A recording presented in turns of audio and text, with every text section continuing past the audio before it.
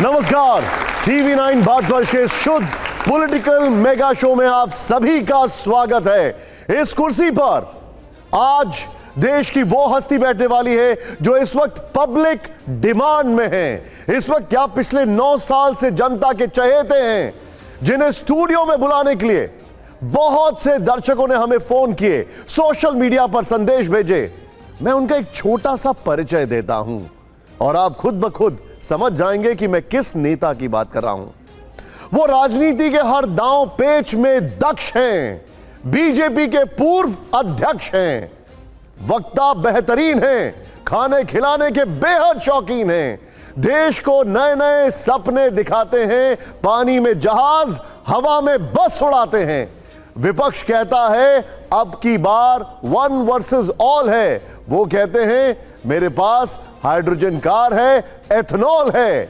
जिनके विजन में है दम, जिनकी बदौलत आज 2 शहरों के बीच दूरी है कम, जिन्होंने कूड़े से सड़क बना दी जिसमें हींग लगे ना फिटकरी, और जनता ने कहा वाह गजब के गडकरी। जोरदार तालियों से स्वागत करिए बीजेपी के पूर्व अध्यक्ष, नागपुर से लोकसभा सांसद, देश के सड़क परिवहन और राजमार्ग मंत्री नितिन गडकरी जी का जोरदार तालियों से स्वागत करिए।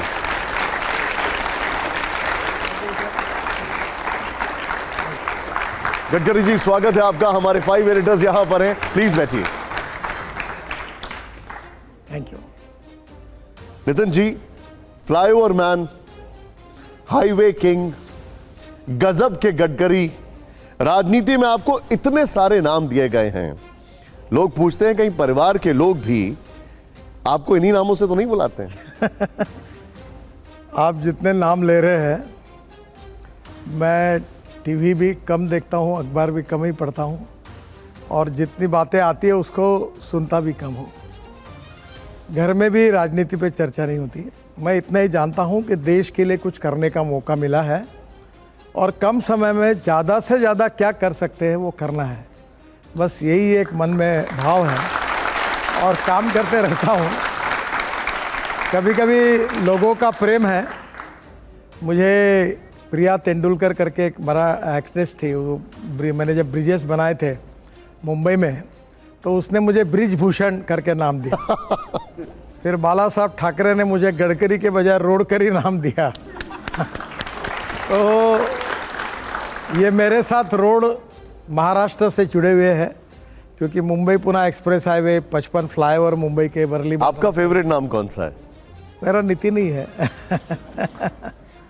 नहीं, मैं जो हूँ ज़मीन पर हूँ।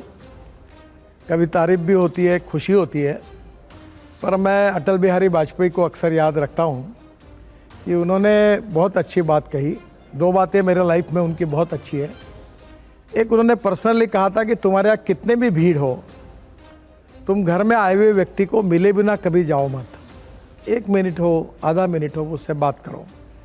और दूसरी बात उन्होंने कही थी, हे भगवान मुझे इतनी ऊंचाई कभी मत देना कि मैं अपनों को गले लगा न सकूं।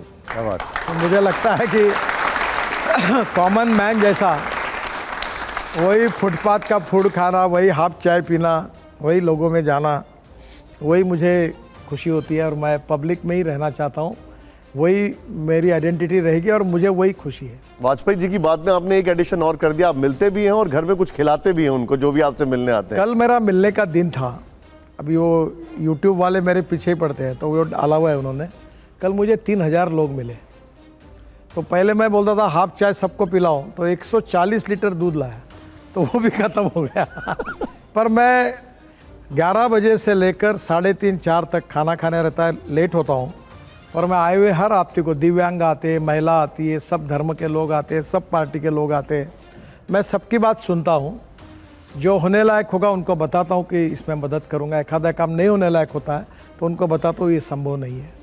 तो ये मेरे लिए पब्लिक लाइफ में मैं मानता हूँ कि politics is a instrument of socio economic reform. ये जो राजनीति आप देख रहे हैं, ये सत्ता कारण है। राजकारण का अर्थ है समाज कारण, राष्ट्र कारण और विकास कारण। राजनीति का अर्थ है लोक नीति, बृहत्त राजनीति या धर्म नीति।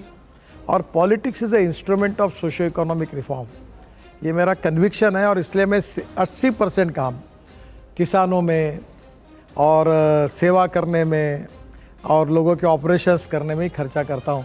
आपको आश्चर्य लगेगा, मुझे 6 डिलीट मिली है और 7वीं और अनाउंस हुई है।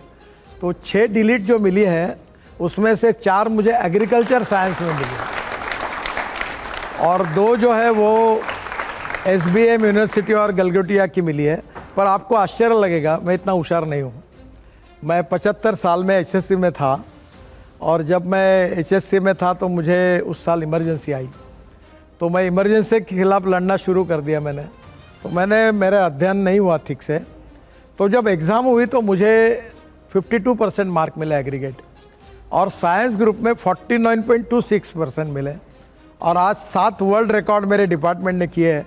लोग मुझे इंजीनियर है ऐसा समझते, बहुत विद्वान समझते हैं, पर आई वॉज डिस्क्वालीफाइड।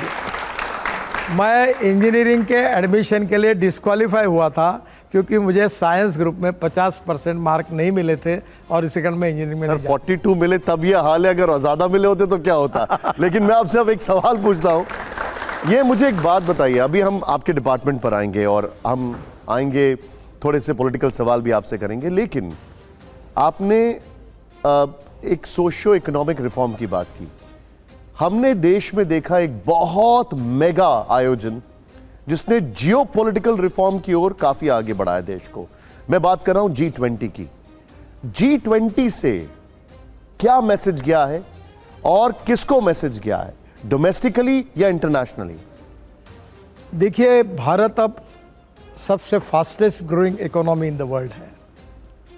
भारत को हम लोग वर्ल्ड में अब इकोनॉमिक प्रोग्रेस में 3रे नंबर पर ले जाना प्रधानमंत्री का मिशन है और G20 का ये कार्यक्रम पिछले 75 साल के इतिहास में हमारी सरकार के लिए, प्रधानमंत्री मोदी जी के लिए एक बहुत बड़ी अचीवमेंट है।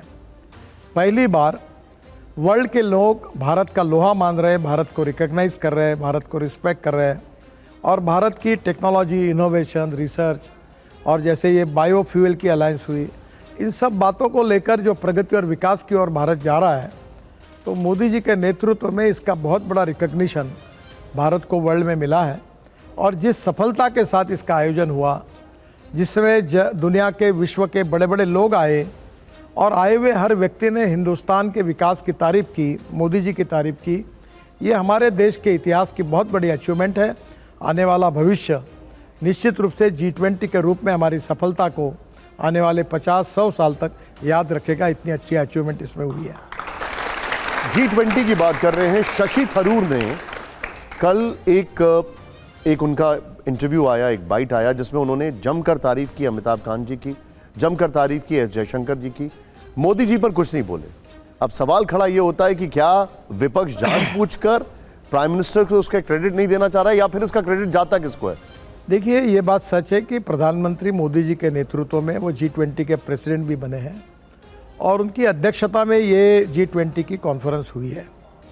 पिछले साल भर से वर्ल्ड में जो विषय, क्लाइमेट चेंज है, कल्चर है, एजुकेशन है, हेल्थ सर्विसेज है, इंफ्रास्ट्रक्चर है, 60 हमारे शहरों में G20 की कॉन्फ्रेंसेस हुई। उसके बाद में इसका सफल आयोजन हुआ, इसकी चर्चाएं हुई, इसके प्रस्ताव हुए। मैं ये मानता हूँ कि एक टीम के रूप में मोदी जी के नेतृत्व में सब लोगों ने अच्छा काम किया। हमारे विदेश मंत्री अमिताभ कांत जी हो गए, बाकी भी जितने लोग हैं वो सब लोग निश्चित रूप से अभिनंदन के लिए पात्र है। पर मोदी जी के नेतृत्व में हमने ये सब काम किया है, तो निश्चित रूप से मोदी जी के नेतृत्व में उनको इसकी सफलता है, ये तो कोई नकार नहीं सकता। अब राजनीति इसमें नहीं करनी चाहिए। मैं ये मानता हूँ कि पावर पॉलिटिक्स में जो राजनीति होती है वो यहाँ के देश के इशू पर करना ठीक है और करना भी चाहिए, अपोजिशन पार्टी में उनका अधिकार भी है। पर कुछ विषय राजनीति के ऊपर उठकर देश के हित में होते हैं, इंटरनेशनल लेवल के होते हैं, उनमें यहाँ की राजनीति को मिक्सअप नहीं करना चाहिए। और एक प्रकार से शशि थरूर जी ने अगर जयशंकर जी की और अमिताभ कांत जी की तारीफ़ की, अब वो मोदी जी का नाम लेने में शायद उनको संकोच हुआ होगा, उनकी पार्टी की कोई मर्यादा होगी, पर इसका मतलब ये है कि ये पूरे सक्सेस स्टोरी बनी हुई है, उसको उनने रिकॉग्नाइज किया। इसका मतलब उनने मोदी जी को रिकॉग्नाइज किया, ऐसा ही उसका अर्थ निकलता है। आप हमेशा ऑल्टरनेट फ्यूल्स की बात करते हैं, आप हमेशा बात करते हैं जो पेट्रोल डीजल या ये सारे सोर्सेज इनके ऊपर डिपेंडेंसी कम की जाए। हमने एक बहुत अच्छी चीज देखी G20 में, बायोफ्यूल अलायंस की बात की। क्या आप बताना चाहेंगे कि ये कितना बेनिफिशियल होगा और कितना इसका इम्पैक्ट कितने सालों में आएगा? देखिए, पहली बात तो ऐसी है कि हमारे देश में हमारी सोसाइटी 3 पिलर पर खड़ी है। पहला पिलर है इथिक्स, जो हमारी वैल्यूज़ है, हमारी संस्कृति है, हमारी इतिहास है, हमारी विरासत है, हमारा एजुकेशन है। दूसरा पिलर है हमारी economy, because no philosophy can be taught to empty stomach, तो हमारा आर्थिक विकास। और तीसरा पिलर है इकोलॉजी एंड इन्वायरमेंट। और आज हमारी सबसे बड़ी समस्या ये, दिल्ली वालों को समझाने की ज़रूरत नहीं है। हम दिल्ली के लोगों में इसी प्रकार का प्रदूषण चलता रहेगा तो हमारा लाइफ 10 साल कम होगा। ये जो एयर पोल्यूशन, वाटर पोल्यूशन और साउंड पोल्यूशन हमारी बहुत बड़ी समस्या है। अब प्रधानमंत्री जी ने पेरिस में ये डिक्लेयर किया है कि 2070 तक हम कार्बन न्यूट्रल बनेंगे। और इसलिए आज हमारे देश में कभी कभी मुझे लगता है, मैं इतने रोड बना रहा हूँ तो स्वाभाविक रूप से ऑटोमोबाइल सेक्टर में जो 10% की ग्रोथ थी वो 25% हो गई, 22% हो गई। और इतनी गाड़ियाँ हो रही है कि जो 4.5 लाख करोड़ की इंडस्ट्री थी, जो मेरा विभाग उससे संबंधित है, वो 12.5 लाख करोड़ की हुई। मैं जब मंत्री बना तो हम 7वें नंबर पे थे। अभी 2 महीने पहले हमने जापान को पीछे डालकर हम 3रे नंबर पर पहुँचे। यानी पहले नंबर पर चाइना है, दूसरे नंबर पर यूएस है, तीसरे नंबर पर अब भारत है और चौथे नंबर पर जापान है। हमने जापान को भी पीछे डाला। ये जैसे अच्छी बात है, रोड बन रहे हैं, हर आदमी गाड़ी खरीद रहा है, पुरानी गाड़ी लेके अपने फैमिली को लेके टूरिज्म पे जा रहा है, बद्रीनाथ केदारनाथ यात्रा पर जा रहा है, ये अच्छी बात है। पर दूसरी ओर पेट्रोल डीजल के कंजम्पशन से पोल्यूशन कितना बढ़ रहा है। हमारा फॉसिल फ्यूल का, पेट्रोल डीजल और गैस का इंपोर्ट 16 लाख करोड़ का है, 16 लाख करोड़। और ये 16 लाख करोड़ अगर इसी प्रकार से हमारी ऑटोमोबाइल इंडस्ट्री बढ़ेगी तो ये और बढ़ेगा। और इसलिए हमें अल्टरनेटिव फ्यूल और बायो फ्यूल पे काम करना होगा, और ये किए बिना हमारे देश का प्रदूषण कम नहीं होगा। मैं तो ये कोशिश कर रहा हूँ कि अब गाड़ियों के जो हॉर्न होते हैं उसमें जो आवाज़ आता है, बड़ा कान के लिए तकलीफ़ देता है, साउंड पोल्यूशन करता है, उसके बजाय इंडियन इंस्ट्रूमेंट, तबला, पेटी, माउथ ऑर्गन, इसके आवाज़ आएंगे। जब आप स्कूटर और गाड़ी बजाएंगे हॉर्न तो उसका अच्छा आवाज़ आएगा। जैसे वाटर पोल्यूशन में मैं जब मंत्री था गंगा का वाटर रिसोर्स, तो मैंने दिल्ली में 6000 करोड़ रुपए दिल्ली सरकार को यमुना को शुद्ध करने के लिए दिए थे। और एयर पोल्यूशन में 40% कंट्रीब्यूशन रोड सेक्टर का है।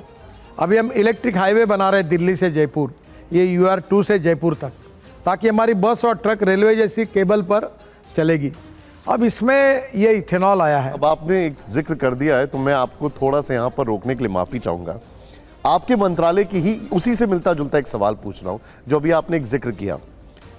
आपके मंत्रालय की अगर बात की जाए तो लोगों की भी इसमें बड़ी दिलचस्पी है। पानी में जहाज उतारना, हवा में बस उड़ाना, हाइड्रोजन से गाड़ी चलाना, नदी में क्रूज चलाना।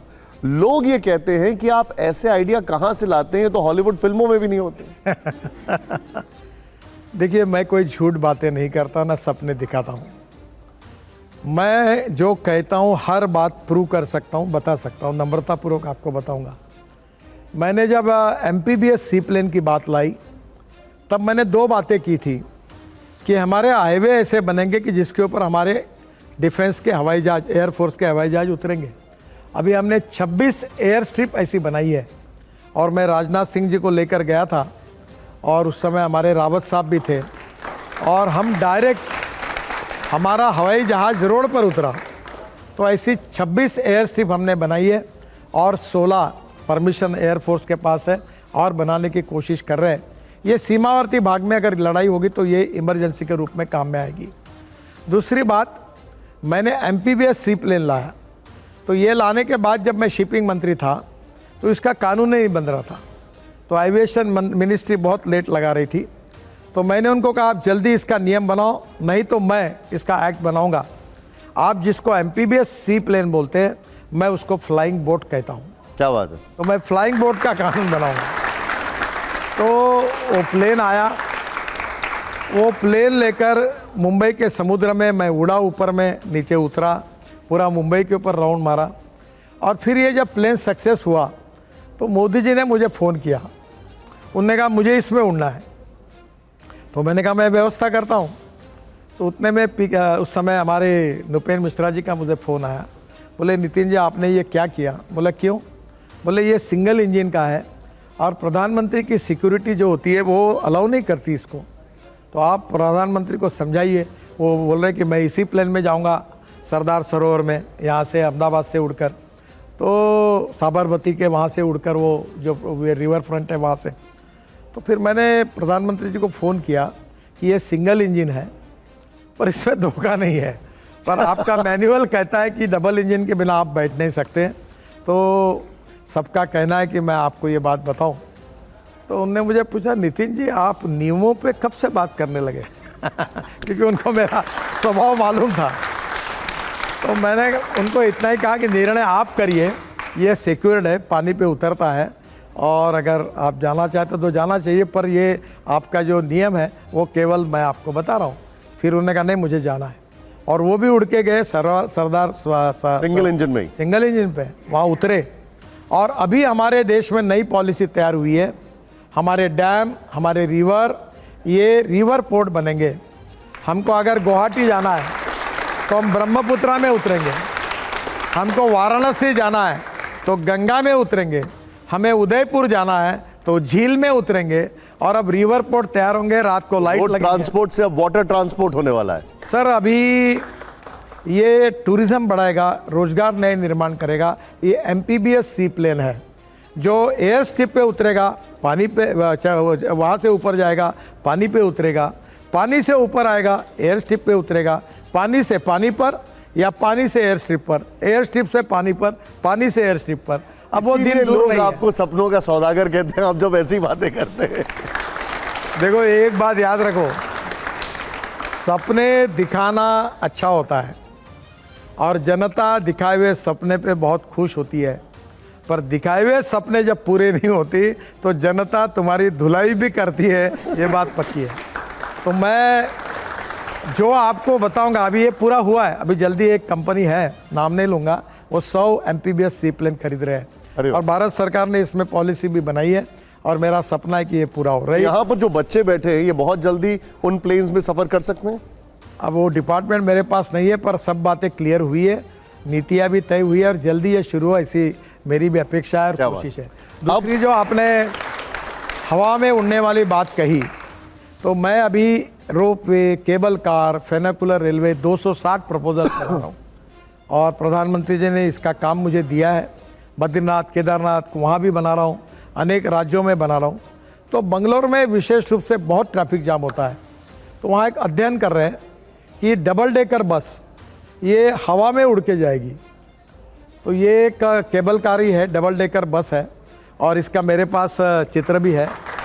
ये वर्ल्ड में 2 कंपनियाँ हैं, डॉफलमेयर और प्यूमा। तो ये मैं अभी ऑस्ट्रिया में इसके कॉन्फ्रेंस में भी गया था। नई नई टेक्नोलॉजी हमने लाई है और जल्दी ही इस प्रकार की बसेस आएगी। बात बताइए पर आपको और एक अच्छी बात, उसमें हवाई चप्पल वाला चल पाएगा या किराया बहुत ऊपर होगा? सस्ता होगा। अच्छा ठीक, ये तो बहुत। देखो आप पहाड़ पर चढ़ोगे, जैसे पहाड़ पर चढ़ोगे तो चढ़ते जाते 3 घंटे लगेंगे। आप वो जो फेनिकुलर रेलवे वो लग कर पहाड़ पे जाएगी तो आप 10 मिनट में पहुंच जाओगे। तो दूसरी बात ये काफ़ी समय से मैं और एक अच्छी बात आपको बता रहा हूँ कि मैं एक कंपनी के साथ काम भी कर रहा हूँ, एक नागपुर में रिंग रोड पर, और दिल्ली में ये जो पानीपत के बाद जो पेरीफेरल रोड है वहाँ से हमने एक UR2 रिंग रोड बनाया दिल्ली का। वहाँ से एयरपोर्ट आने के लिए 2 घंटे लगते हैं। अब हमारे रोड से आप केवल 20 मिनट में एयरपोर्ट पहुँचेंगे। T3 में एक अंडरग्राउंड टनल भी है, द्वारका एक्सप्रेस हाईवे से डायरेक्ट दिल्ली जयपुर तक चले जाओगे, मुंबई तक। क्या बात। तो हमने वो जयपुर से दिल्ली ये बना रहे हैं।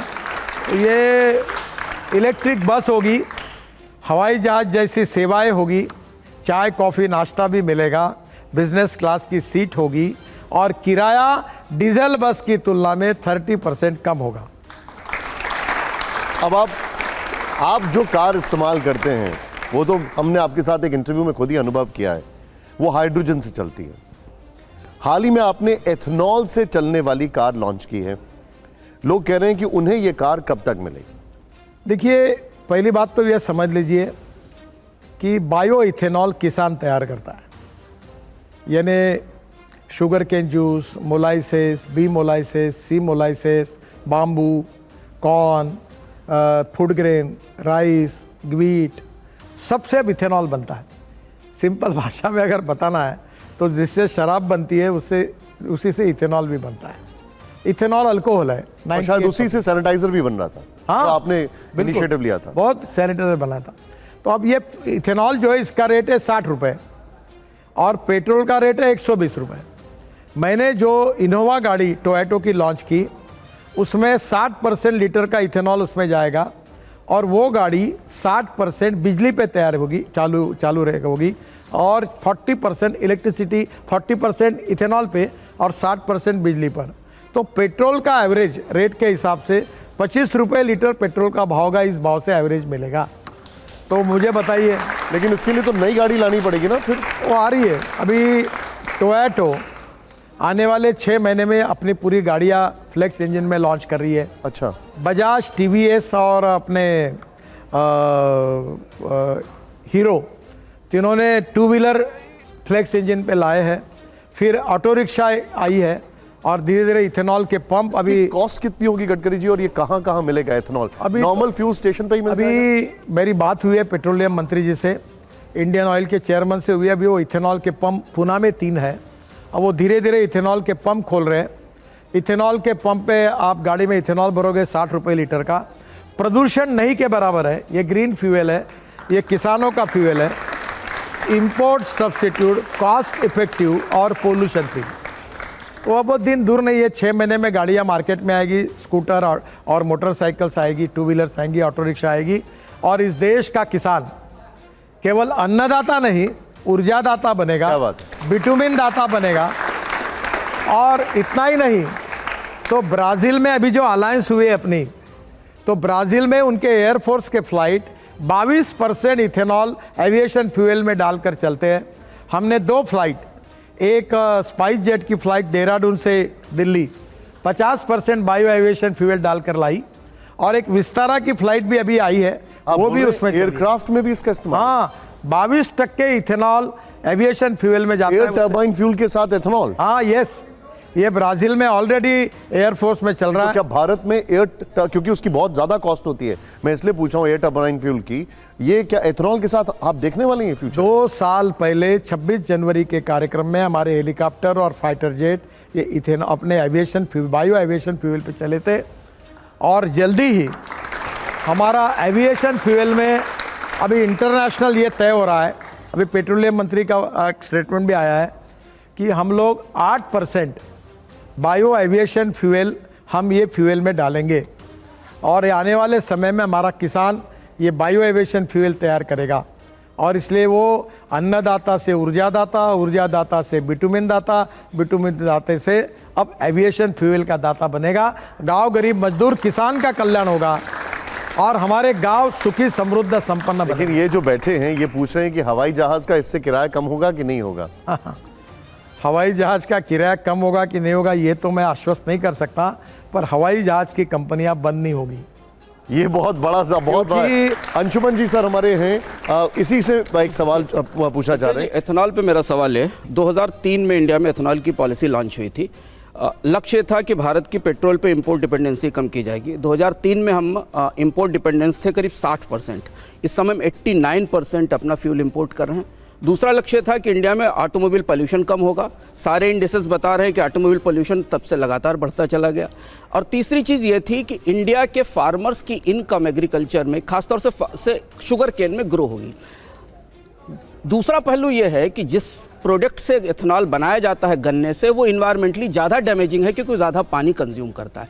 ओवरऑल अगर आप नेट देखें इंडिया की एथेनॉल पॉलिसी का टेंजिबल गेन क्या है भारत को पिछले सालों में 2003 से अभी तक, इंपोर्ट कम करने के तौर पर, पॉल्यूशन कम करने के तौर पर, या कोई डेटा हमारे पास ऐसा जो बता सके कि एग्जैक्टली किसानों की इनकम एथेनॉल से बढ़ी है? देखिए, पहली बात तो ऐसी है कि आपने बहुत से सवाल पूछे हैं, मैं एक एक बात को क्लियर कर दूं। पहली बात, ये पानी वाली बात और फूड वर्सेस फ्यूल वाली बात कुछ लोग करती है, पूरी गलत है। मैं वाटर रिसोर्सेस मंत्री था और हमारे देश में पानी की कमी नहीं है। इतने बाढ़ आ रहे हैं, लोगों का नुकसान हो रहा है, हमारे पास पानी के नियोजन की कमी है। मैं वाटर कंजर्वेशन में काम करता हूँ। मैं महाराष्ट्र से आया हूँ, विदर्भ से, जहाँ 10,000 किसानों ने आत्महत्या की है। दौड़ने वाले पानी को चलने के लिए लगाओ, चलने वाले पानी को रुकने के लिए लगाओ, रुके हुए पानी को ज़मीन को पीने के लिए लगाओ। गांव का पानी गांव में, खेत का पानी खेत में, घर का पानी घर में। मैं इस पे काम करता हूँ, मेरी 4 डिलीट इसी पे हुई। और इसलिए इस देश में पानी का नियोजन करने की आवश्यकता है। अभी भी मैं आंध्र प्रदेश में एक पोलावरम डैम मेरे समय बना है 60,000 करोड़ का। अब उसमें से 1300 टीएमसी पानी गोदावरी का समुद्र में जा रहा है। मैं जब मंत्री था, करीब 27 झगड़े ऐसे थे राज्यों में जो 1968 से चल रहे थे। मैंने 17 झगड़े निपटाए। दरवाज़ा बंद करता था सब मुख्यमंत्री बैठने के बाद और बोलता जब तक सोल्यूशन नहीं निकलेगा मैं नहीं जाने दूंगा। हमारे भारत पाकिस्तान होने के बाद 3 नदियां हमको मिली, 3 पाकिस्तान को मिली। हमारे 3 नदियों में अधिकार का पानी पाकिस्तान को जा रहा है। अभी मैं राजस्थान में परसों गया था, इंदिरा कैनाल का हमने कंक्रीटीकरण किया तो राजस्थान के 8 जिले को पानी मिला। और बहुत सी ऐसी योजना है, 17 योजनाएं जो उत्तराखंड, हिमाचल, सब झगड़े खत्म हो गए। पानी की कमी नहीं है, पानी के नियोजन की कमी है। और अभी भी अगर हम लोग पानी को, मेरे घर में 60 एकड़ खेती है, 3 कुएं हैं, 1.5 घंटा पंप चलता था, पानी की दिक्कत थी। हमारे यहाँ आपके उत्तर प्रदेश जैसा नहीं है। हमने हमारे यहाँ एक नदी का खोलीकरण किया, पानी का कंजर्वेशन हुआ। अब मेरे यहाँ 7.5 हॉर्स पावर के 3 पंप है। सुबह 8 बजे से चलकर शाम को 6 बजे तक चलते हैं और पानी पर्याप्त है। 60 एकड़ का इरिगेशन हुआ। मैंने पंजाबराव कृषि विद्या अकोला में 39 तालाब बना के दिए। वेटरनरी यूनिवर्सिटी में तालाब बना दिए। अजिंठा और बुल्ढाना के बीच में पूरे नदी नालों का खोलीकरण किया। तो पहली बात, पानी की कमी नहीं। दूसरी बात, फूड और फ्यूल। ये भी कुछ लोग इसका चर्चा करते हैं कि भाई आप चावल से इथेनॉल बनाओगे तो खाने को क्या होगा। हम सरप्लस है। हमारा गेहूँ, चावल और गन्ना और हमारा मक्का, इसकी प्राइस एमएसपी से कम है, कमर्शियल प्राइस। और 2 साल से तो गवर्नमेंट ने एक्सपोर्ट बैन कर दिया है। सरप्लस होने के बाद राइस का एक्सपोर्ट भी बैन है, शुगर का एक्सपोर्ट भी बैन है लगातार। आज इसके बाद में भी आज मार्केट में स्थिति 2 साल से ये है कि हमारी चावल, गेहूँ और मक्का, इसकी एमएसपी आज ज़्यादा है। एमएसपी ने मिनिमम सिक्योर्ड प्राइस, और मार्केट की प्राइस कम है। इसका मतलब हम सरप्लस है। और दूसरी ओर हम 1.5 लाख करोड़ का खाद्य तेल आयात कर रहे हैं। और इसलिए diversification of agriculture towards energy and power sector, जो बात मैं कहता हूं कि किसान इथेनॉल बनाएगा, ग्रीन हाइड्रोजन बनाएगा और परली और बायोमास से बायो सीएनजी, बायो एलएनजी बनाएगा और इस देश को समृद्ध संपन्न करेगा, बिटुमिन बनाएगा। और ये बहुत ही आवश्यक है। और इसलिए आज देश में आपको एक बात बताता हूँ, जो उत्तर प्रदेश के वो समझ ले, अगर इथेनॉल नहीं आता तो ये जो चीनी मिलें हैं इसमें से 70% बंद पड़ जाती और किसान को गन्ने के भाव तक भी नहीं मिलते। आज किसान को गन्ने के भाव मिले, पैसा मिला, इसका कारण यही है कि आज इथेनॉल है। भारत सरकार का 40,000 करोड़ का फायदा हुआ है इथेनॉल तैयार होने से जी, क्योंकि जो क्रूड ऑयल के रेट थे उसके तुलना में फ़ायदा हुआ है। फिर भी ये इकोनॉमी बहुत छोटी है। ये आप जो कह रही है बिल्कुल सही है कि एक तरफ हमारा फॉसिल फ्यूल का कंजम्पशन बढ़ रहा, रोड अच्छे बन रहे, ऑटोमोबाइल का 20-22% ग्रोथ हो रहा है। दूसरी ओर हमारा इंपोर्ट फॉसिल फ्यूल का 89% चला गया है। और इसका कारण बायो फ्यूल का, अल्टरनेटिव फ्यूल, इलेक्ट्रिक का हमको जिस गति से बढ़ाना चाहिए वो और गति बढ़ाए बिना उपाय नहीं है। आप कह रहे हो वो सही है। और इसीलिए जो G20 में अलायंस हुई, इसके कारण अब देश में किसानों के, अभी मैं आपको एक बात बताता हूँ, देश में 190 प्लांट, उसमें पंजाब, हरियाणा में और उत्तर प्रदेश में ज़्यादा है। ये जो परली जलाते ना, ये परली से बायो सीएनजी और बायो एलएनजी बनाने के 125 प्लांट का काम शुरू है। 36 प्लांट पूरे हुए। देश का पहला मेरा ट्रैक्टर बायो सीएनजी पे चलता है, 1 लाख रुपए की बचत होती है। तो अब धीरे धीरे जितना अल्टरनेटिव तैयार करना है, इलेक्ट्रिक तो इलेक्ट्रिक, इथेनॉल तो इथेनॉल। अभी बंगलोर में मैंने Bangalore state electric, Karnataka state transport की बसेस 15% कोयले से जो मिथेनॉल बनता है उसको डालकर प्रोजेक्ट सक्सेसफुल हो गया। अब हम लोग कोयला हमारे पास भरपूर है, हम कोयले से मिथेनॉल बनाएंगे और उसके साथ डीएमई बनेगा। डीएमई यानी अमेरिका में एलपीजी में 40% डीएमई डालते हैं तो हमारा गैस का सिलेंडर 100 रुपये कम होगा और एलपीजी का इंपोर्ट कम होगा। और मिथेनॉल जो है वो हमारा Assam petroleum 600 ton methanol per day तैयार करता है। RCF of Deepak fertiliser per day ये भी मिथेनॉल काफ़ी तैयार करते हैं। अभी मैं अशोक लेलैंड का ट्रक 100% मिथेनॉल का मैंने लॉन्च किया बेंगलोर में। डॉक्टर सारस्वत साहब लगातार इसके लिए प्रयास कर रहे हैं। तो एक तरफ मिथेनॉल की इकोनॉमी बनाना, एक तरफ फ्लेक्स इंजन में इथेनॉल की इकोनॉमी बनाना, एक तरफ परली, cotton straw, with straw, rice straw, bagasse और बायोटेक्नोलॉजी का उपयोग करके हम लोग बायोमास जनरेट करें, बाम्बू का उपयोग करके इथेनॉल बनाए, बायो सीएनजी बनाए और उससे ये बायोफ्यूल का काम होगा। फिर इलेक्ट्रिक की गाड़ी आ रही है, 5 साल में इलेक्ट्रिक बसेस दिखेगी आपको। एक इलेक्ट्रिक बस चलती है तो 39 रुपीज़ पर किलोमीटर खर्चा आता है नॉन एसी बस का, और एसी बस का खर्चा 41 रुपीज़ पर किलोमीटर आता है, और डीजल का बस का 115 रुपये पर किलोमीटर है। और मैं जो बस चलाऊंगा ट्रॉली बस 2 या 3 बसें जोड़ के इलेक्ट्रिक पर, उसका तो खर्चा 30 रुपये पर किलोमीटर आएगा। गडकरी जी, बट सर वो राजगोपालन जी सर पे आ रहा हूँ, एक मिनट। वो इलेक्ट्रिक तो कोयले से ही आएगी, इलेक्ट्रिक तो कोयले से ही आएगी क्योंकि ये 90% अच्छा हुआ इंडिया का- आप ये सवाल पूछ रहे, अच्छा हुआ। वो आएगी तो कोयले तो से। मेरी तो बात एक बार- सर, जवाब सुनो। आप सुन लो। हमारे देश के पावर बास्केट में 39% ग्रीन पावर है, सोलर पावर है, और 2070 तक हम कार्बन न्यूट्रल बनने वाले हैं। और इसलिए आपकी बात सही है, पर आप धीरे धीरे, अभी जैसे ये बिल्डिंग है, अभी ये इन्होंने अपने स्टाफ को डीजल पेट्रोल की कार दी, मैं इनको सुझाव दूंगा, कंसल्टेंसी दूंगा कि सब इलेक्ट्रिक कार ले लो और ये पार्किंग में एक चार्जिंग स्टेशन लगा दो, ऊपर में सोलर लगा दो। सर ये अब मैं आपसे क्योंकि आपने ये सवाल टॉस किया है, क्या सरकार ऐसा करने की कुछ नहीं सोच रही? अभी बीच में सरकार ने शायद 7-8 साल पहले अपनी पूरी कार की फ्लीट चेंज की है। सरकार क्या 100% इलेक्ट्रिक पे आने की सरकार भी अभी 15 साल की कार को सरकार स्क्रैप कर रही। मैंने स्क्रैपिंग जो सरकारी मंत्री हैं, जो सरकारी गाड़ियां हैं, जो सरकारी मंत्री हैं, जो ऑफिसर्स हैं, आईएएस आईपीएस ऑफिसर्स हैं, उन सब की गाड़ियां? सर मैं आज इलेक्ट्रिक कार में आया। वैसे मैं Z+ में बुलेट प्रूफ कार में इलेक्ट्रिक कार में आया। मैं हाइड्रोजन कार, मेरे पास हाइड्रोजन कार है। मैं सब योगी जी आए, जो भी आते हैं उनको घुमाता हूँ। लेकिन क्या सारी सरकार की जितनी भी पॉलिसीज हैं वो इलेक्ट्रिक कार्स के साथ नहीं होनी चाहिए? है नहीं, लेकिन कब ले रहे, देखो वही जो बात इन्होंने, साहब ये E20 क्या होता है? G20 के बराबर गडकरी 20 क्या चलाते हैं आप? ये बताता हूँ पहले। E20 पहले जो क्या इन्होंने होता है? बात, I'm coming, मैं sir. बताता हूँ हाँ, आपका, इन्होंने जो बात बताई है ना कि ये जो बातें हैं, इसका एक प्रकार से रोड अच्छे बन रहे हैं, ऑटोमोबाइल सेक्टर बढ़ रहा है, लोग पेट्रोल डीजल के खपत बढ़ रही, फॉसिल फ्यूल का इंपोर्ट बढ़ रहा है। आज आपकी आवश्यकता ये है कि मैंने ये तय किया कि मैं पेट्रोल डीजल के कार में नहीं बैठूंगा, और जिस दिन ये जवान लड़के लड़कियां हमारी भाई बहनें तय करेंगे कि नहीं, मैं इलेक्ट्रिक स्कूटर लूँगा, इलेक्ट्रिक कार लूँगा, इलेक्ट्रिक बस में घूमूंगा, और ये सरकार में भी होगा, तो धीरे धीरे ये तस्वीर बदल जाएगी। और इसलिए इन्होंने जो बात कही वो सही है कि इसकी गति आज जो है उससे 10 गुना बढ़ानी चाहिए, तब हमारा इंपोर्ट कम होगा और प्रदूषण कम होगा। जो बात आपने E20 का मतलब ऐसा है कि ब्राज़ील में 26 साल पहले पेट्रोल में 26% इथेनॉल डालते हैं, मिक्स करते हैं।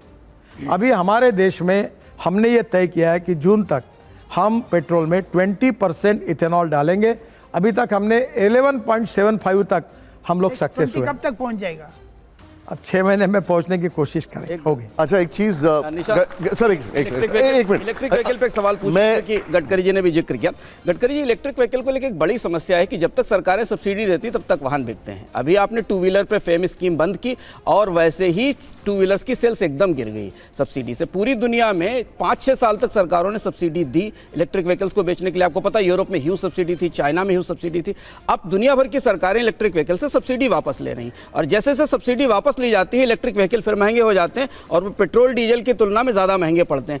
ये मैट्रिक्स कैसे सेट होगा कि अगर आप सब्सिडाइज ही करते रहेंगे इलेक्ट्रिक व्हीकल को तो कारें तो फिर बजट के ऊपर बर्डन होंगी, जब तक आप बजट से पैसा देंगे तब तक सस्ती कारें बिकेंगी। देखिए, पहली बात तो ऐसे ही ये वॉल्यूम का गेम होता है।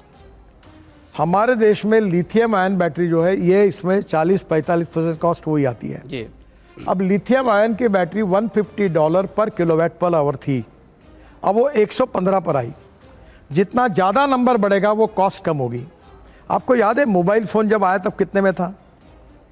मैं मुंबई में मंत्री था, 1.25 लाख रुपए का मोबाइल मैंने खरीद किया था। आज कितना है? 4,000 रुपये में। तो जब से ये प्रोडक्शन बढ़ेगा, नंबर बढ़ेगा तो कॉस्ट कम होगी।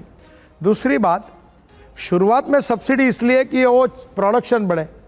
अब धीरे धीरे $115 पर किलोवाट पर आवर जो कीमत है, ये अगर $100 आएगी तो पेट्रोल और डीजल की गाड़ी और इलेक्ट्रिक गाड़ी की कीमत सेम होगी और जल्दी वहाँ तक आएगी। दूसरी बात, सब्सिडी इसलिए देते कि शुरुआत के समय में दी जाती है। फिर आपको एक सवाल पूछता हूँ, तुम्हारे पास जितने लोगों के पास पेट्रोल की गाड़ी, आपका 25 से 30 हज़ार रुपये महीना फ्यूल का खर्चा है। अगर आप इलेक्ट्रिक गाड़ी लोगे तो आपका खर्चा 2,000 रुपये होगा, तो आप महीने में 28,000 रुपये महीना बचाओगे। तो थोड़ी कीमत भी ज़्यादा होगी तो भी मेंटेनेंस कम है और फ्यूल कॉस्ट निग्लिजिबल है। तो ये विन विन सिचुएशन में आपके फ़ायदे का ही है। और जैसे जैसे प्रोडक्शन बढ़ेगा इसकी कीमत कम होगी। आपको एक बात बताता हूँ, ये बजाज, TVS, इन्होंने इलेक्ट्रिक गाड़ी मैंने ही लॉन्च की सबकी। ये हमारे देश के यंग टैलेंटेड लड़के बहुत होशियार है। 400 स्टार्टअप आए और उन्हें 2 व्हीलर बनाए। अब इन्होंने क्या किया कि एक गाड़ी स्कूटर ये दिन में 24 से 26 किलोमीटर चलती है, अध्ययन आया। तो बजाज, TVS और हीरो वालों ने 125 किलोमीटर की बैटरी डाली। ये जो नए लड़के होशियार निकले उन्होंने क्या किया, 60 किलोमीटर की बैटरी डाली। तो उनकी कॉस्ट, इलेक्ट्रिक की बैटरी की कॉस्ट आधी हो गई। तो वो 70,000 रुपये में ई स्कूटर बेच रहे। अब छोटे छोटे सफाई कामगार, पियून लोग भी ई स्कूटर लेके खरीद रहे हैं और 400 स्टार्टअप आज अच्छा काम कर रहे हैं। और हमारे देश में हमारा 2 व्हीलर जो होता है, ये सब बजाज, TVS, हीरो, ये 50% प्रोडक्शन एक्सपोर्ट करते हैं। हमारे युवाओं को रोजगार मिलता है। देश को सबसे ज़्यादा GST हमारी ऑटोमोबाइल इंडस्ट्री देती है और हमारे ग्रोथ में, आत्मनिर्भर भारत में सबसे बड़ी उसकी भूमिका है। ये जल्दी जल्दी कम हो जाएगा। ये जो लॉबी है पेट्रोल और डीजल की, काफी मजबूत लॉबी है। इनकी दुकानदारी बंद कर रहे हैं आप, तो इनको नुकसान, आपको ये परेशान नहीं कर रहे हैं ये लोग? मुझे तो ये दुकान पूरा बंद करना है। दैट इज मेरे लाइफ का मिशन है। मैं ये बोल चुका हूँ कि मैं लाइफ में जिस दिन पेट्रोल डीजल के पेट्रोल पंप बंद हो जाएंगे, पूरा इनका बैंड बाजा बज जाएगा, वो देश के इतिहास का सुखी अच्छा दिन होगा। प्रदूषण से मुक्ति मिलेगी और लोग भी खुश होंगे। और 18 लाख करोड़, एक मिनट, ये 18 लाख करोड़ देश के इकोनॉमी में जाएंगे। किसान समृद्ध संपन्न होंगे, युवाओं को रोजगार मिलेगा, राज्य सरकार, भारत सरकार को GST मिलेगा, देश की ग्रोथ बढ़ेगी, एक्सपोर्ट बढ़ेगा, देश आगे जाएगा। आप इस बात के हक में है कि सरकार की भी कंपनियां पेट्रोल की बंद हो जाए? नहीं, स्पष्टता बोलिए। सरकार की भी कंपनियां पेट्रोल जो बेचती हैं, अभी भी उस पर बहुत बड़ा वर्ग डिपेंडेंट है और आप अच्छी तरह से जानते हैं, वो बंद हो जाए। आपको मालूम है सरकारी कंपनियां पेट्रोल इंपोर्ट करती है? हाँ, वो तो जानते हैं। क्या इंपोर्ट बंद नहीं होना चाहिए? क्या देश का प्रदूषण कम नहीं होना चाहिए?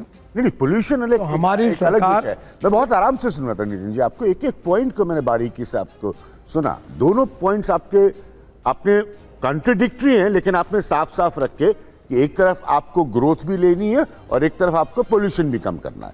मुश्किल है। टैंजिबल ग्रोथ जो होती है, सस्टेनेबल ग्रोथ, वो अलग चीज। थोड़ा जवाब दे देता हूँ। जी हाँ, बोलिए। बायो CNG, बायो LNG के पंप होंगे। इंडियन ऑयल, भारत पेट्रोलियम उसको बेचेगी। इथेनॉल के पंप होंगे, इथेनॉल बेचेगी। मिथेनॉल के पंप होंगे, मिथेनॉल बेचेंगी। अभी एक ब्लू एनर्जी करके कंपनी है, मैंने एक ट्रक लॉन्च किया चाकंड में, पुणे के पास। वो एक इसमें LNG पर 1600 किलोमीटर जाता है और डीजल की तुलना में 50% लगते हैं। अब टाटा, आइशर और लेलैंड ने भी LNG के ट्रक लॉन्च किए। देखो, transformation of technology is obvious और वर्ल्ड के साथ हमको दौड़ना है। और हमारी IIT, इंजीनियरिंग कॉलेज, हमारे स्टार्टअप रिसर्च कर रहे हैं आने वाले समय में green hydrogen is the futuristic fuel. Futuristic planning क्या है ट्रांसपोर्ट सेक्टर का? Green hydrogen. ये जो गंदा पानी है, जो सीवेज वाटर है, इससे बनाकर कचरे से हाइड्रोजन बनाएंगे। तो फिर ये Indian oil, Bharat petroleum hydrogen के पंप डालेंगी, इथेनॉल के पंप डालेगी, ये मिथेनॉल के पंप डालेंगी और इलेक्ट्रिक का चार्जिंग स्टेशन डालेंगी और कंपनियां रहेगी, पर पेट्रोल डीजल खत्म होगा।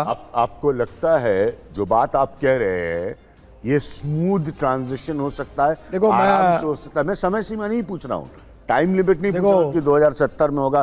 कोई भी वादा 2070 का 2023 में करने का कोई मतलब नहीं है, बट मैं सिर्फ ये पूछ रहा हूँ क्या ये ट्रांजिशन हो पाएगा, क्योंकि इसमें लॉबीज इन्वॉल्व है, इसमें गवर्नमेंट्स इन्वॉल्व है। आप सीधे सीधे, बड़ी बात आपने कही है, आपने सीधे सीधे कहा कि आपका सपना है कि इस देश से तेल का बिकाव गाड़ियां चलाने के लिए बंद हो। That's a big statement. पहली बात तो आपका बात बिल्कुल सही है, बहुत कठिन है, बहुत बड़ा चैलेंज है। और आपको एक बात बताता हूँ जी, मेरे 45 साल के राजनीतिक जीवन में जी, जो मैंने कहा वो हुआ। आज तक हिंदुस्तान का कोई पत्रकार ऐसा नहीं है जो मुझे अभी नहीं मिला, अगर कोई मिलेगा तो मैं उसको नम्रतापूर्वक आह्वान करूंगा, मैं झूठ नहीं बोलता, कि मैं जो बोल रहा हूँ वो हुआ है। ये बहुत कठिन है, इतना सामान्य नहीं है। जैसे टारगेट, मुझे क्या होता है, कभी कभी टारगेट बड़ा होता है। मैंने कहा मैं 60 किलोमीटर पर डे रोड बनाऊंगा, तो पहले मैं कहता था 40 किलोमीटर बनाऊंगा, तो लोगों ने उसके ऊपर भी हंसी हुई मेरी। अब मैं 38 किलोमीटर पे पहुंचा, तो मैंने कहा टारगेट बड़ा होता है, फिर उसके बाद अचीवमेंट होती है। ये देखिए बहुत कठिन काम है, ये इतना आसान नहीं है। पर अगर वॉर फुटिंग पर पूरा देश एक दिशा में काम करेगा, मेरा एक दुख और दर्द है, मैं बीजेपी का प्रेसिडेंट था तब से ये बात कह रहा था, पर मेरे पार्टी में मेरे पहले सुदर्शन जी करके हमारे यहाँ राष्ट्रीय स्वयंसेवक संघ के सरसंघ चालक थे, वो मैं उनके साथ बैठा था, वो बार बार बोलते थे किसान से वो क्यों हम इंपोर्ट कर रहे हैं, उनकी बात किसी ने सीरियसली नहीं ली। फिर मैं 20 साल कहता रहा इथेनॉल इथेनॉल, ये सब सुनते रहे, सब मेरे भाषणों में रहता था, एग्रीकल्चर इकोनॉमी है वो। आउट ऑफ बॉक्स आइडिया स्वीकारने के लिए लोगों को समय लगता है और आउट ऑफ बॉक्स आइडिया कठिन होती है, और इसलिए आपने जो सरकार स्वीकार कर लेगी। हाँ? आपकी अपनी सरकार स्वीकार और हमारी सरकार तो मोदी जी और हमारी सरकार वॉर फुटिंग पे काम करेगी। आप बड़े आइडियाज लेके आते हैं, लेकिन उसके लिए फंडामेंटली तो आपको अपनी सरकार ये के विदिन, उसके भीतर भी तो आप बिल्कुल समझिए कि G20 में हमारे इनिशिएटिव से बायोफ्यूल पर अलायंस हुआ, इसका मतलब तो वर्ल्ड ने इसको स्वीकार किया है, तो हमारी सरकार कर रही है। अब मैं आपको बताता हूँ आपकी बात क्यों सही है। मैं बोलता था पानी से हाइड्रोजन निकलेगा, हाइड्रोजन पे गाड़ी चलेगी, फैक्ट्री चलेगी, हम ऊर्जा आयात करने वाले नहीं निर्यात करने वाले देश बनेंगे। तुम्हारी बात छोड़ो, मेरे पत्नी ने एक दिन मुझे खाना खाते हुए कहा था कि तुम, कभी वो बोलती नहीं, वो MSc है, उसने कहा तुम बोलते हो कि पानी से हाइड्रोजन निकलेगा, हाइड्रोजन से गाड़ी चलेगी, हवाई जहाज चलेंगे, शिप चलेंगे, मेरा ही विश्वास नहीं बैठता आपके ऊपर, तो लोगों का कैसे बैठेगा। तो मैंने उस रात को मुझे पता चला कि मेरे और लोगों के बीच में बहुत अंतर है। बेचारे विक्रम किर्लोस्कर टोयोटा इंडिया के चेयरमैन, उनको मैंने तुरंत फ़ोन किया, हमने कहा विक्रम मुझे हाइड्रोजन की गाड़ी चाहिए। बोले सर कहाँ से लाओ? मैंने बोला वो मुझे मालूम नहीं, मुझे चाहिए, जापान से लाओ, टोयोटा को मैंने बात करो वहाँ जापान में, मेरे को गाड़ी चाहिए। हमने आपके साथ उसमें इंटरव्यू भी किया। हाँ, वो गाड़ी मैंने लाई और मैं वो गाड़ी लेके घुमाता हूँ और सब नेताओं को कि हाइड्रोजन फ्यूचर है, पानी से इलेक्ट्रोलाइजर से हाइड्रोजन बनेगा, बायोमास से हाइड्रोजन बनेगा, म्यूनिसिपल ऑर्गेनिक वेस्ट से हाइड्रोजन बनेगा, फैक्ट्री चलेगी, देश चलेगा, ट्रक चलेगी, बसेस चलेगी, हवाई जहाज चलेगा। और futuristic vision, futuristic technology, futuristic planning, ये करने के लिए हमको जो सोशो इकोनॉमिक रिफॉर्मर होते हैं, हमारे यहाँ दत्तोबंदा ठेंगड़ी जी, एक ही मिनट, वो बहुत बड़े थिंकर थे। वो बोलते थे Nitin, politician thinks from 5 years to 5 year, वो 5 साल का सोचता है। जो सोशो इकोनॉमिक रिफॉर्मर होता है वो सेंचुरी टू सेंचुरी सोचता है। हमको आने वाले समय में पेट्रोल डीजल को हद्दपार करना है और ताकत से भिड़ना है, hydrogen, ethanol, methanol, biodiesel, bio LNG, bio CNG, electric, lithium ion battery, sodium ion, zinc ion, aluminium air technology, जो है सब टेक्नोलॉजी लाएंगे। पर ये डीजल पेट्रोल जो इंपोर्टेड है 89%, जो हमारा खून चूस रहा है इकोनॉमी का, 18 लाख करोड़ हमारे देश के बाहर जा रहे हैं और ऊपर पूरा पोल्यूशन हो रहा है। हम इसको रोकेंगे, आत्मनिर्भर भारत बनेंगे, हमारे देश को स्वावलंबी बनाएंगे। लेकिन ये बहुत बड़ी बात आप कह रहे हैं। मैं एक राजनीतिक सवाल थोड़ा सा पूछना चाहूंगा यहाँ पर। बड़ी इंटरेस्टिंग बात आपने की। अभिज्ञान जी, हम राजनीति पे एक पूरा चंक है, उस पे सवाल लेकिन पूछेंगे। आपने वाइफ कन्विंस हो गया नहीं है ये सारा बोलने के बाद? हाँ, अभी कन्विंस हुआ नहीं हुआ? मैंने उसको हाइड्रोजन कार में घुमाया ना। नहीं, लेकिन आपके आइडियाज के चक्कर में आपने अपनी ससुराल पर भी बुलडोजर चला दिया था एक बार, वो क्या है जरा बताइए हम लोगों को। ऐसा रोड के बीच में जो आता है, मैं जब ये सोना से दिल्ली मुंबई हाईवे बना तो हमारे जो मंत्री है अपने फाइनेंस के, स्टेट मिनिस्टर है जो अपने गुड़गांव के, तो उनके ससुरे का घर बीच में आता था। वो जो फ्लाईओवर बना है ना सोना जाते समय, तो मैंने उनको फ़ोन किया था कि ये तोड़ना पड़ेगा। तो बोले, तो मैंने बोला मैंने भी मेरे ससुरे का घर तोड़ा था, आप भी तोड़वा, ये तोड़ना ना तोड़ा। तो हमने वो तोड़ा।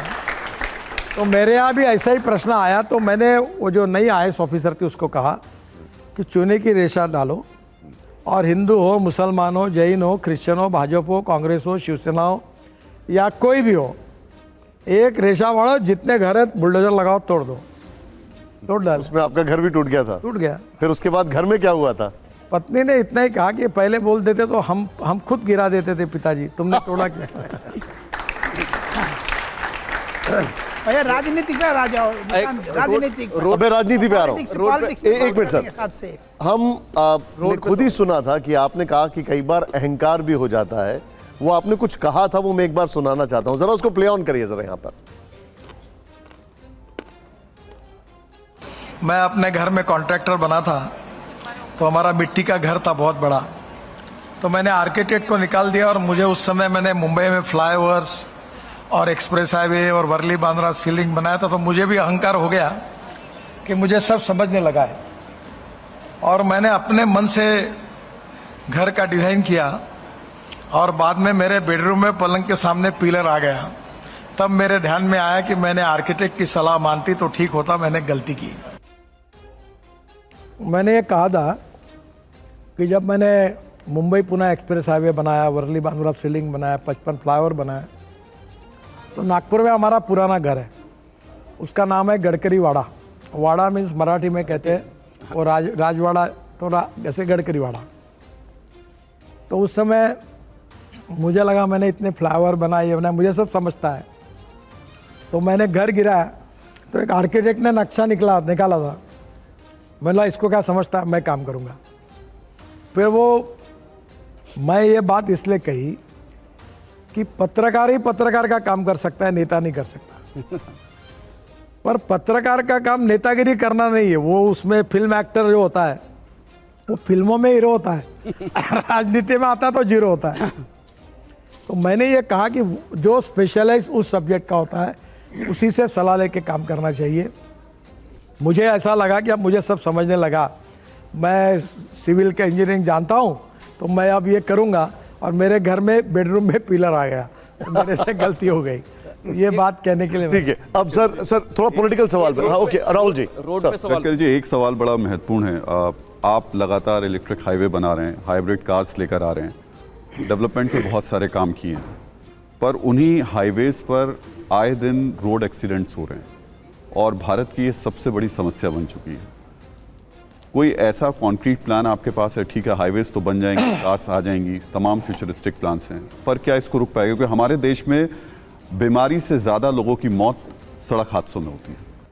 इन्होंने जो सवाल पूछा वो बिल्कुल सही है, और ये एक फील्ड है कि उसमें मुझे अभी तक मैं यशस्वी नहीं हुआ हूँ। यानी मैं एक्सेप्ट करता हूँ कि 9 साल के बाद मुझे सफलता नहीं मिली है। मैं लगातार बहुत कोशिश कर रहा हूँ पर नहीं मिली है।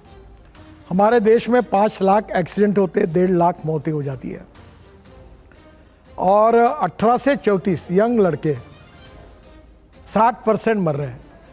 कोई दंगे में, कोई लड़ाई में, आतंकवाद कहीं नहीं मरते, इतने ज़्यादा इसमें मर रहे हैं। देश का 3% जीडीपी का नुकसान होता है। इसमें 4 कारण हैं। एक रोड इंजीनियरिंग और ऑटोमोबाइल इंजीनियरिंग। ऑटोमोबाइल इंजीनियरिंग में हमने वो एयर बैग्स, स्टार रेटिंग इतना सुधार दिया है कि अब काफ़ी प्रोटेक्शन लाया। रोड इंजीनियरिंग में हमने डिज़ाइंस बदल दिए, फ्लाईओवर्स बना रहे तो हैं। शायद भारत की अपनी 5 स्टार रेटिंग्स वगैरह भी आने लग गई शायद। स्टार रेटिंग पे अभी गाड़ियाँ आएगी, तो वो भी हमने चालू कर दिया। ये ऑटोमोबाइल इंजीनियरिंग और रोड इंजीनियरिंग के बाद इम्पॉर्टेंट है एजुकेशन एंड इन्फोर्समेंट। हमने नया मोटर व्हीकल एक्ट लाया, कैमरे लगाए। प्रॉब्लम क्या है कि एजुकेशन में लोगों को पढ़ाना, और इमरजेंसी है 5वां मुद्दा है। जहाँ एक्सीडेंट होता है तो हम 670 रोड साइड एमिनिटीज़ बना रहे, वहाँ हेलीपोर्ट बना रहे ताकि एक्सीडेंट हुआ तो उसको उठा के ले जाएंगे। और ये सब करने के बाद भी सबसे बड़ा प्रॉब्लम है कि ह्यूमन बिहेवियर। जैसे मोबाइल रखकर गाड़ी नहीं चलानी चाहिए, एब्सोल्युटली, स्कूटर चलाना है तो हेलमेट पहनना चाहिए, एब्सोल्युटली। रेड सिग्नल है तो रुकना चाहिए। अभी ये दिल्ली मेरठ हाईवे पर आज मैं आया उसी हाईवे से, एक दिन एक स्कूल बस, अभी एक आध महीने पहले की बिल्कुल बात, ठीक कह रहे हैं आप। और एक वहाँ से गाड़ी आ रही थी एसयूवी, ये स्कूल बस रॉन्ग साइड जा रही थी। हाँ, एक्सीडेंट हो गया, 6 लोग मर गए। एसयूवी के लोग। हाँ, ये इतने बड़े प्रमाण पर है। जब तक लोगों को कानून के प्रति डर भी नहीं और सम्मान भी नहीं, वन वे जाना, रेड सिग्नल का फॉलोअप नहीं करना, हेलमेट नहीं पहनना, गाड़ी चलाते हुए मोबाइल पर बात करना।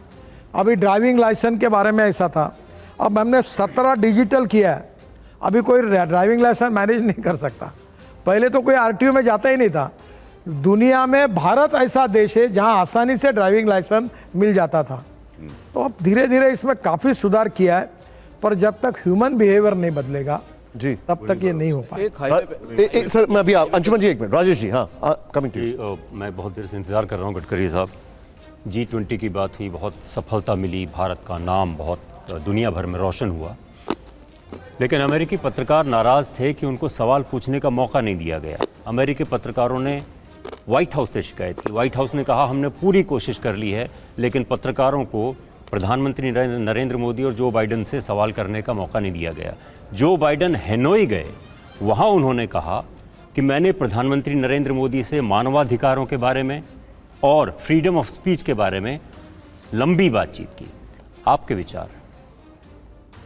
नहीं, ये तो विषय जो है कि क्या कार्यक्रम करना चाहिए, कैसा करना चाहिए, किससे बात करनी चाहिए, फॉरेन मिनिस्ट्री और हायर लेवल पे तय होता आपके है। विचार क्या है कि क्या मुझे- पत्रकारों को मुझे इजाजत कोई दी जानी ज्ञानार्जन चाहिए नहीं कि करना। या इजाजत नहीं दी जानी चाहिए? लेकिन एक मिनट, मुझे कोई मेरे आपके बड़ा इंपॉर्टेंट पॉइंट ये इस पर थोड़ा सा गौर करके आपके राजनेता वाला जवाब नहीं दीजिए। मैं- इस पर एक आप बड़े नेता, राजनेता हूं तो राजनीतिक जवाब दूंगा ना। लेकिन ये हमारे लिए इम्पोर्टेंट सवाल है।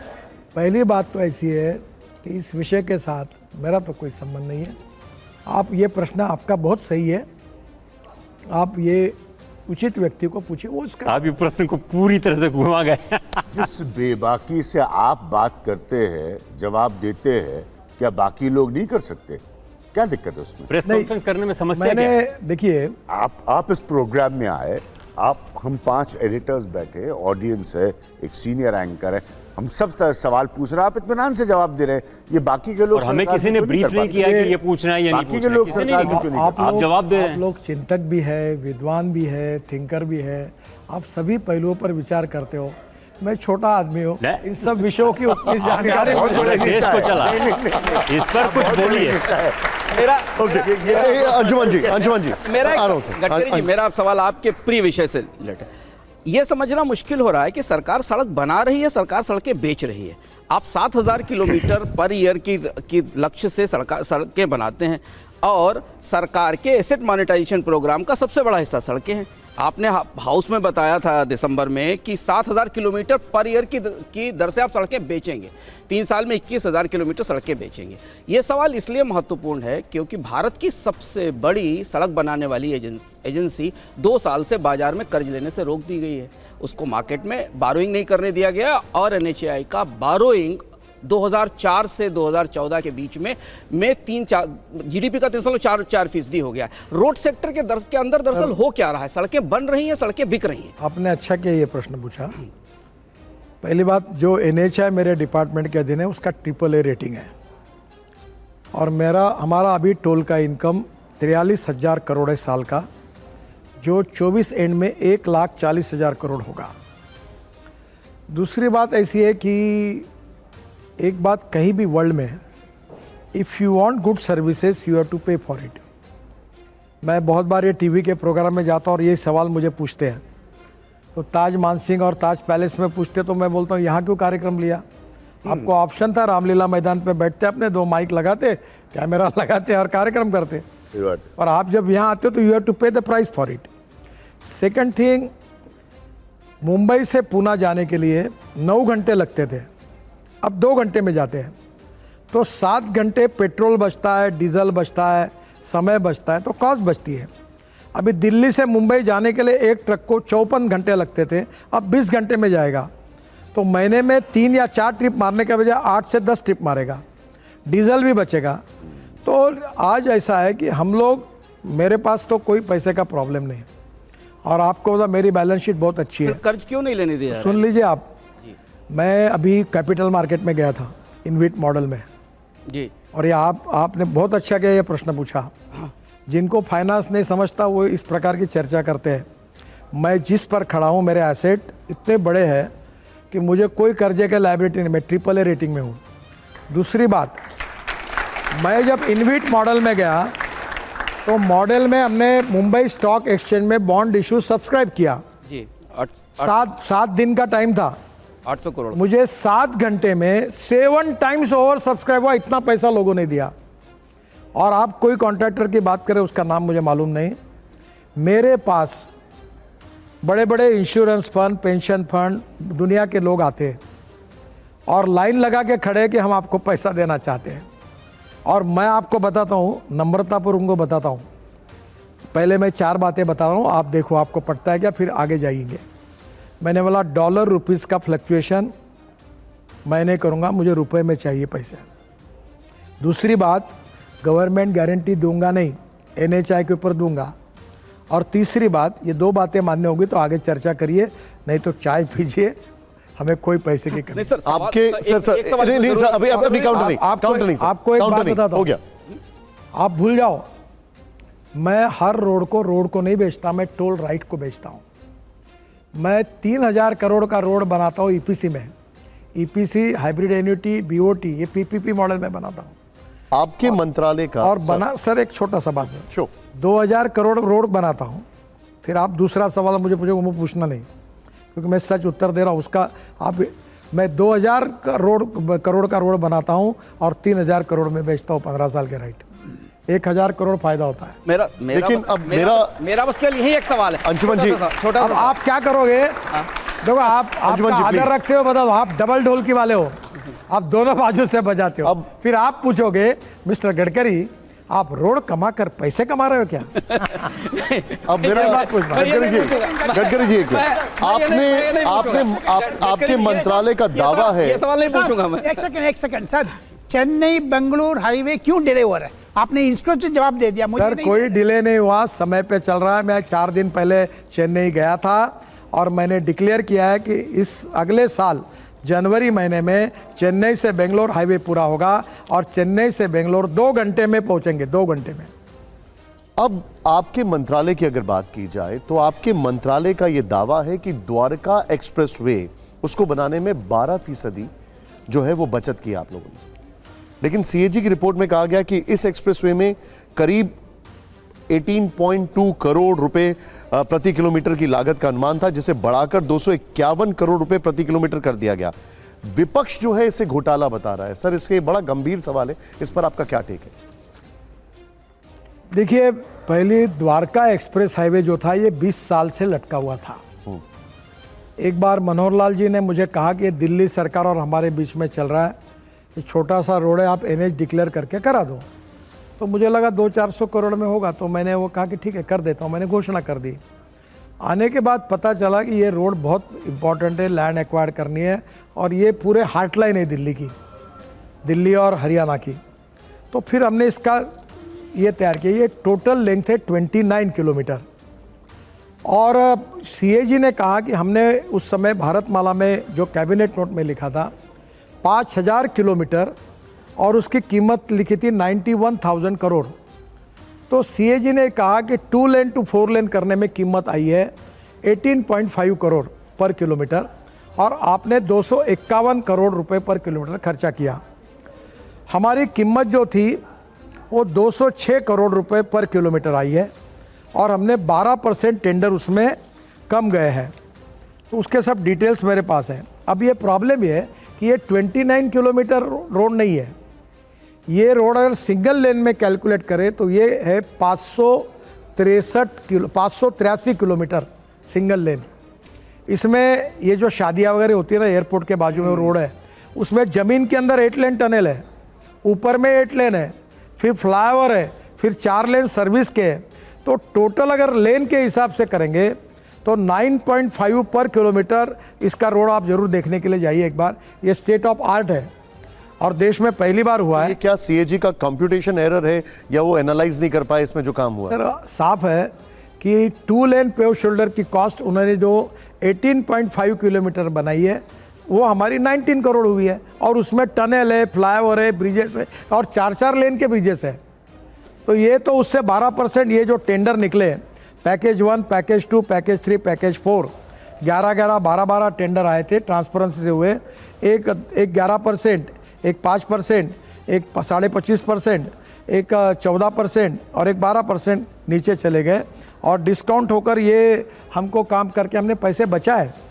और ये जो उन्होंने कॉस्ट निकाली थी वो केवल 2 लेन से 4 लेन की निकाली, जो भारतमाला में दी थी वो केवल प्लानिंग के लिए अंदाज से एस्टिमेट दी थी और उसमें लिखा था कि फ्लाईओवर और टनल की कॉस्ट, रिंग रोड की कॉस्ट बाद में आएगी। और ये तो हमने 18.5 के बजाय 19 करोड़ बनाया और उसमें टनल से, फ्लाईओवर से। आप एक बार इसको देख लीजिए, स्टेट ऑफ आर्ट प्रोजेक्ट है ये, बहुत ही सुंदर प्रोजेक्ट। ओके, थोड़ा सा पीछे जाते हैं, 2014 से पीछे जाते हैं।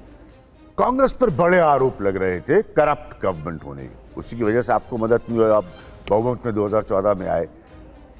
एक करप्शन का आधार था एक सीएजी रिपोर्ट।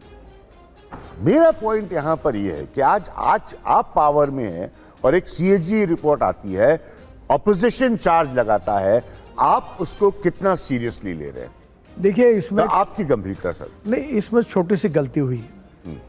जब सीएजी ने ये ऑब्जेक्शन निकाला तो उन्होंने 29 किलोमीटर 2 लेन यानी उनके हिसाब से 18.5 करोड़ यानी 56 किलोमीटर का लेन किलोमीटर उन्होंने निकाले।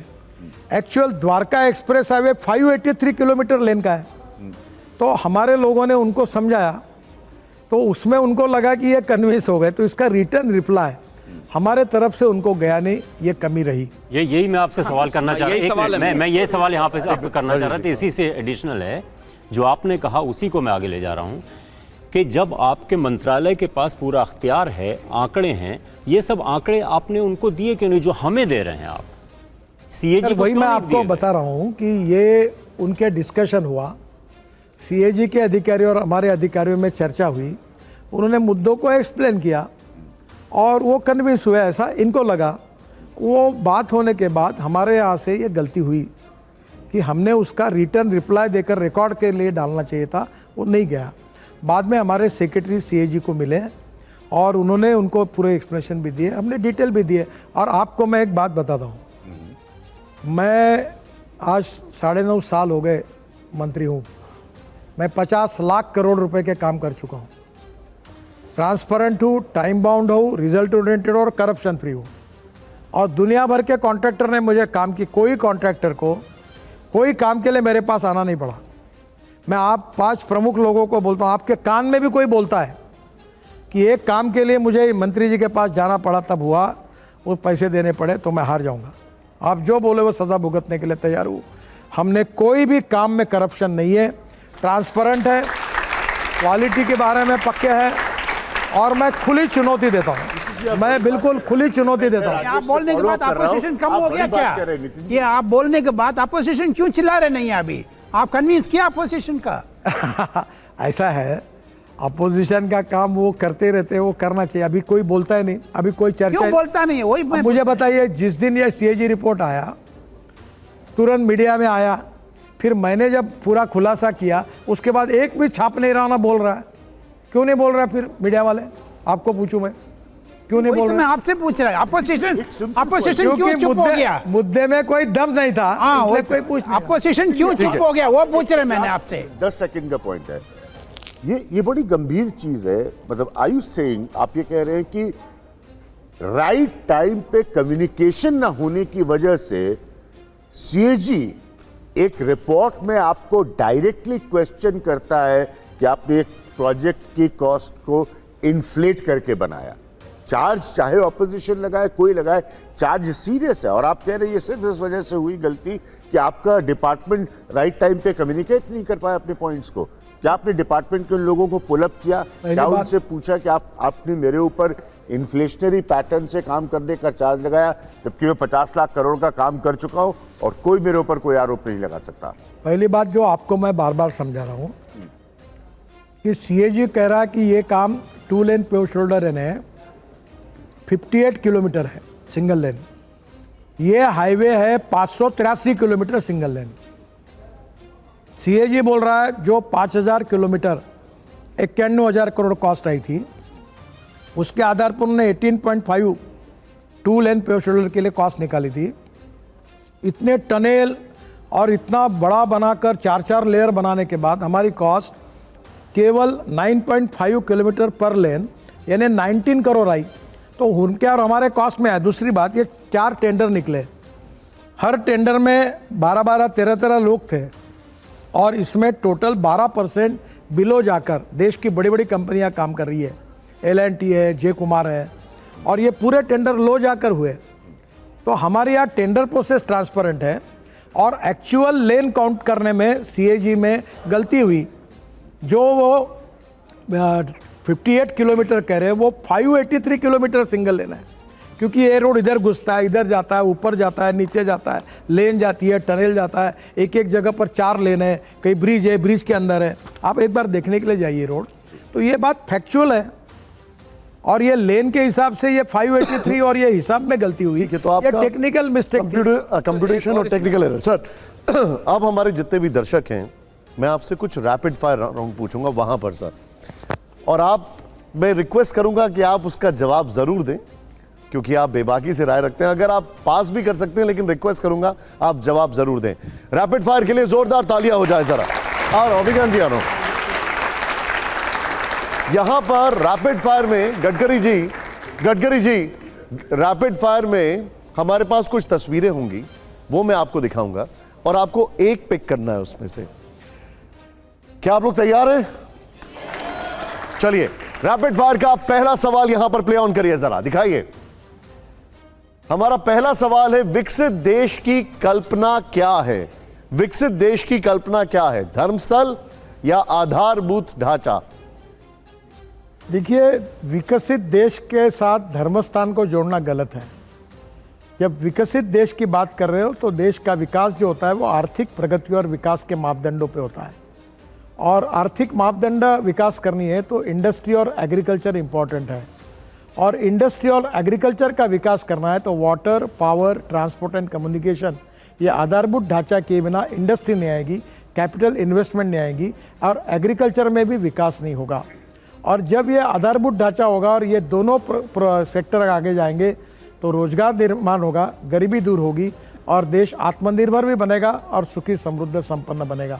तो ये दोनों की धर्मस्थान जो होते हैं वो श्रद्धा का विषय होते हैं, आधारभूत ढांचे ये विकास के प्रतीक होते हैं। ठीक है, मुझे लगता है दोनों की तुलना करना ही गलत है। ओके, अगला सवाल जरा प्ले करिए हमारा अगला सवाल। और एक चुनना है सर, बेहतर प्रधानमंत्री कौन, अटल बिहारी वाजपेयी जी या नरेंद्र मोदी जी? इसका जवाब यह है कि दोनों भी बेहतरीन प्रधानमंत्री है और दोनों का भी मैं आदर और सम्मान करता हूं और दोनों हमारे लिए प्रेरणा का विषय है। ठीक, अगला सवाल प्ले करिए। हमारा अगला सवाल क्या है, बीजेपी का बेहतर साथी कौन? ममता बनर्जी, एम के स्टालिन, महबूबा मुफ्ती उद्धव ठाकरे, ये कभी ना कभी साथ रह चुके हैं। देखो, आने वाला कल एक सपना है, गुजरा हुआ कल बस अपना है। हम गुजरे हुए कल में रहते हैं, यादों के सब जुगनू जंगल में होते हैं। तो अभी ये क्या है, ये अरे, यादें हैं। इन गुजरे हुए कल में कौन सा ज्यादा अपना है? अभी जो एनडीए के साथ हमारे साथ काम कर रहे हैं वही हमारे बेहतर साथी है। जिन्होंने हमारा साथ छोड़ दिया उनको हम भूल गए। ठीक है, अगला सवाल प्ले ऑन करिए, जोरदार तालियां हुआ करें। हिंदुत्व का बड़ा चेहरा कौन, बाला साहब ठाकरे जी या योगी आदित्यनाथ जी? दोनों भी है, और हिंदुत्व यही राष्ट्रीयत्व है, और हिंदू ये जीवन पद्धति है, इसका संबंध धर्म से नहीं है। कोई पत्रकार कहता है कि मैं पत्रकारी धर्म का पालन कर रहा हूँ, तो धर्म का संबंध कर्तव्य के साथ है, और हिंदुत्व ये वे ऑफ लाइफ है, ये सुप्रीम कोर्ट ने डिफाइन किया है। तो मुझे लगता है बाला साहब ठाकरे और योगी आदित्यनाथ दोनों भी उसी हिंदुत्व का प्रचार करते थे जो वे ऑफ लाइफ है, और वो भारतीय संस्कृति और इतिहास से जुड़ा है। इतिहास की आपने बात की, इतिहास में इन दोनों में से किसको बड़ा चेहरा माना जाएगा? दोनों को भी हम मानते हैं। ठीक, अगला सवाल प्ले ऑन करिए जरा। हमारा अगला सवाल क्या है, बेहतर नेता कौन, राहुल गांधी, अरविंद केजरीवाल या असदुद्दीन ओवैसी?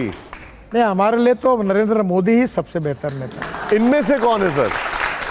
नहीं, इनमें से मुझे कोई चॉइस करने का मुझे कोई ज़रूरत भी लगती नहीं और कोई आवश्यकता भी नहीं है। ठीक है, अब सर कुछ ऐसे सवाल जो हमारे मन में है, और ये पॉलिटिकल सवाल हैं, बड़ी चर्चा चल रही है आजकल, और वो चर्चा चल रही है इंडिया शब्द। अचानक इस शब्द को लेकर आपत्ति क्यों? नहीं, कोई आपत्ति नहीं है। भारत ये हमारा पुराना इतिहास, संस्कृति और विरासत से जुड़ा हुआ शब्द है, और इंडिया के बारे में जो इंडस संस्कृति थी, जो सिंधु के बाद जो लोग आए, तब ये नाम आया।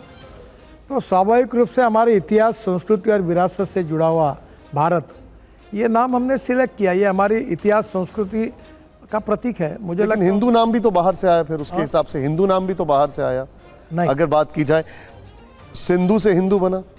देखिए, अखंड भारत जब था, तब आर्य संस्कृति जब आई, तब उसके साथ यहाँ जो इतिहास कहता है, तो उसके साथ में भारत राजा जो था उसका भी पुराना संबंध भारत हमारे देश से था, और उनके कारण फिर भारत नाम हुआ। बाद में वो इतिहास में उसी की नोंद हुई थी, पर अंग्रेज़ों का राज आने के बाद इंडिया उसका ज़्यादा पॉपुलर नाम हुआ। तो हमें अधिकार है कि हमारे इतिहास, संस्कृति और विरासत से हमारा जो भारत नाम है, जो ऑलरेडी था, वो हमने कायम किया है, और वो अच्छा हुआ। लोगों की जनता में इससे खुशी भी है और समाधान भी है। अधीर रंजन जी कहते हैं, मैं आ रहा हूँ, अधीर रंजन जी कहते हैं कि अगर गुलामी की निशानी से इतनी ज़्यादा परेशानी है तो Rashtrapati Bhavan, north block, south block, Lal Qila सब त्याग दीजिए। तो उनको बोलो सुझाव दे दीजिए, विचार करेंगे। राजेश जी, मेरा सवाल आपसे ये है, एक मिनट दीजिए मुझे। मेरा सवाल आपसे ये है कि बहुत चर्चाएं होती हैं बीच बीच में, सब नौजवान लोग भी इसको सुनते और पढ़ते हैं। विवेक देवरॉय ने कहा कि पूरे संविधान को स्क्रैप कर दीजिए। अगर संविधान को स्क्रैप करने का फैसला भारत सरकार करती है तो आप कहां खड़े रहेंगे? क्या आप अंबेडकर के संविधान का समर्थन करेंगे या उसके विरोध में आएंगे? पहली बात तो आपका सवाल ही निरर्थक है। मैं विवेक देवरॉय का जो है उनके, विवेक ओबेरॉय कौन है? क्या प्रधानमंत्री के राइट हैंड मैन? सलाहकार है सरकार के, देखिए, काउंसिल में है वो। आपको पता होगा कि सुप्रीम कोर्ट में केशवानंद भारती केस चली थी, और केशवानंद भारती केस में सुप्रीम कोर्ट का एक जजमेंट है, salient features of the constitution can not be change. और पहली बात, जब इंदिरा जी थी और कांग्रेस के कार्यकाल में अनेक संविधान में सुधार हुए, इमरजेंसी में क्या हुए ये भी आपको मालूम है। तो जब जब बाबा साहब अम्बेडकर जी ने कहा है कि समय के अनुरूप और आवश्यकता के अनुसार जो 2/3 मेजॉरिटी से आप संविधान में संशोधन कर सकते हैं, पर जहाँ तक बाबा साहब अम्बेडकर जी के नेतृत्व में जो संविधान स्थापन हुआ है वो हमारा आत्मा है भारतीय लोकतंत्र का, और हम वर्ल्ड की सबसे बड़ी डेमोक्रेसी है, और संविधान हमारी सबसे बड़ी शक्ति है। उसी संविधान को मेरा पूरा होने दीजिए। पहली बात तो ऐसा कोई संविधान बदला नहीं जाएगा। संविधान के साइलेंट फीचर्स केवल बदल सकते, संविधान बदल नहीं सकता। संविधान भारतीय लोकतंत्र का आत्मा है। ना हमारे पार्टी में ना हमारी सरकार में इस प्रकार की कोई बात है, ना कोई बात हम होने नहीं देंगे। ये महाराष्ट्र सवाल पॉलिटिक्स, बिल्कुल- महाराष्ट्र एक पॉलिटिक्स, सेकंड राजगोपालन जी अभी क्या जी, हाँ पॉलिटिक्स, कांग्रेस इस तरफ आप देख रहे हैं महाराष्ट्र पॉलिटिक्स में, आप तो महाराष्ट्र पॉलिटिक्स में जज में पकड़े हैं। Congress why it is shrinking, एकदम एकदम एकदम। आपका सवाल सही है, पर ये नहीं, कांग्रेस आपसे की पूछ नहीं- रहे हैं मैंने। मुझे क्यों पूछते हो? नहीं आप मैं बीजेपी का पूछो ना मुझे। बीजेपी का पूछ रहे, बीजेपी का पूछ रहे। हाँ, बीजेपी का पूछ रहे, बीजेपी का स्थान आप तो क्या है? बहुत सीनियर तो लीडर। 2024 में बीजेपी का स्थान क्या होगा? देखिए, कांग्रेस को ईद आपसे महाराष्ट्र में बीजेपी बहुत स्ट्रांग है और आने वाले समय में बहुत अच्छी सफलता मिलेगी और बीजेपी में काफ़ी ताकतें आई हैं, उसका फ़ायदा ही होगा। एकनाथ शिंदे मुख्यमंत्री हैं, फडणवीस जी जो हैं वो उप मुख्यमंत्री हैं, वहाँ पर पवार जी आए हैं, अजीत पवार आए हैं, वो भी उप मुख्यमंत्री हैं। क्या महाराष्ट्र में बीजेपी साइडलाइंड है? नहीं जी, बीजेपी मेन लाइन है। ये सब बीजेपी के नेतृत्व में हुआ है, लोगों को जोड़ने का कार्यक्रम हुआ है, लेकिन ताकत बड़ी है। जब देवेंद्र फडणवीस जी चेहरा थे तो कार्यकर्ता पूछते हैं उनको मुख्यमंत्री होना चाहिए था। देखिए, politics is a game of compromises, compulsions, limitation and contradictions.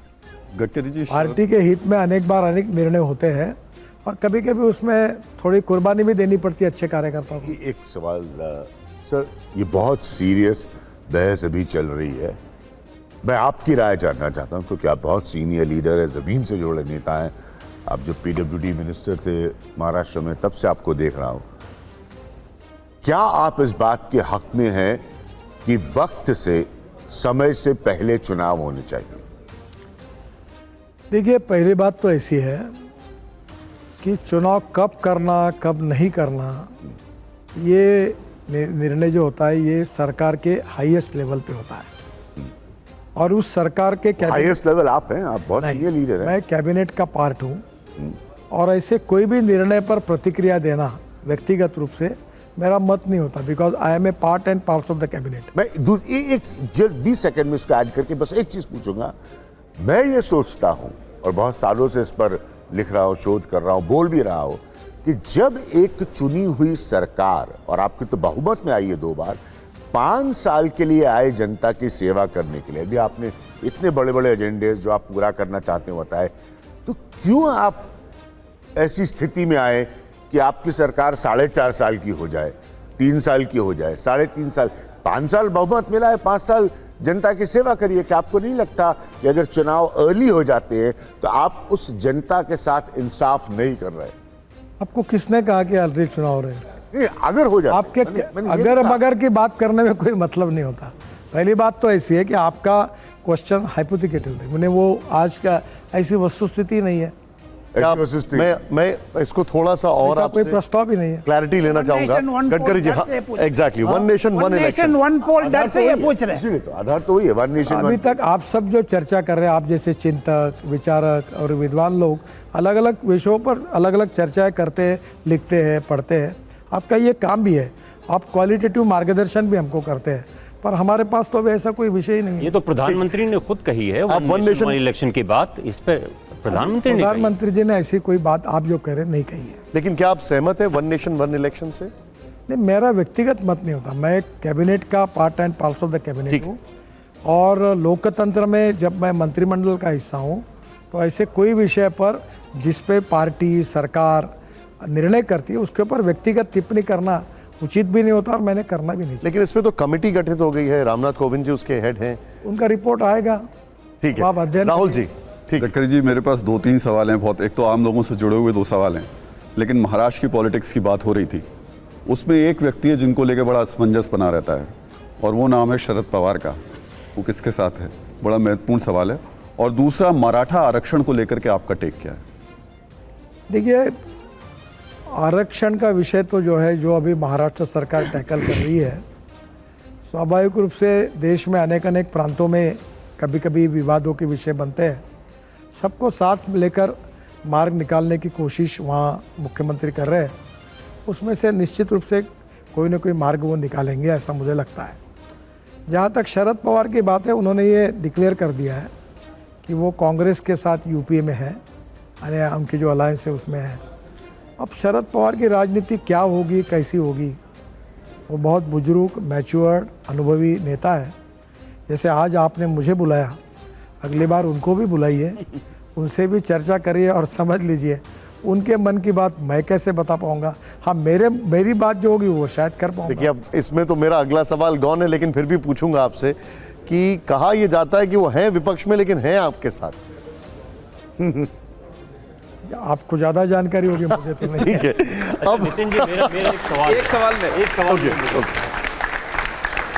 Nitin ji, 3 लोगों का नाम आता है, नितिन गडकरी, अमित शाह, योगी आदित्यनाथ, प्रधानमंत्री नरेंद्र मोदी के उत्तराधिकारी के रूप में।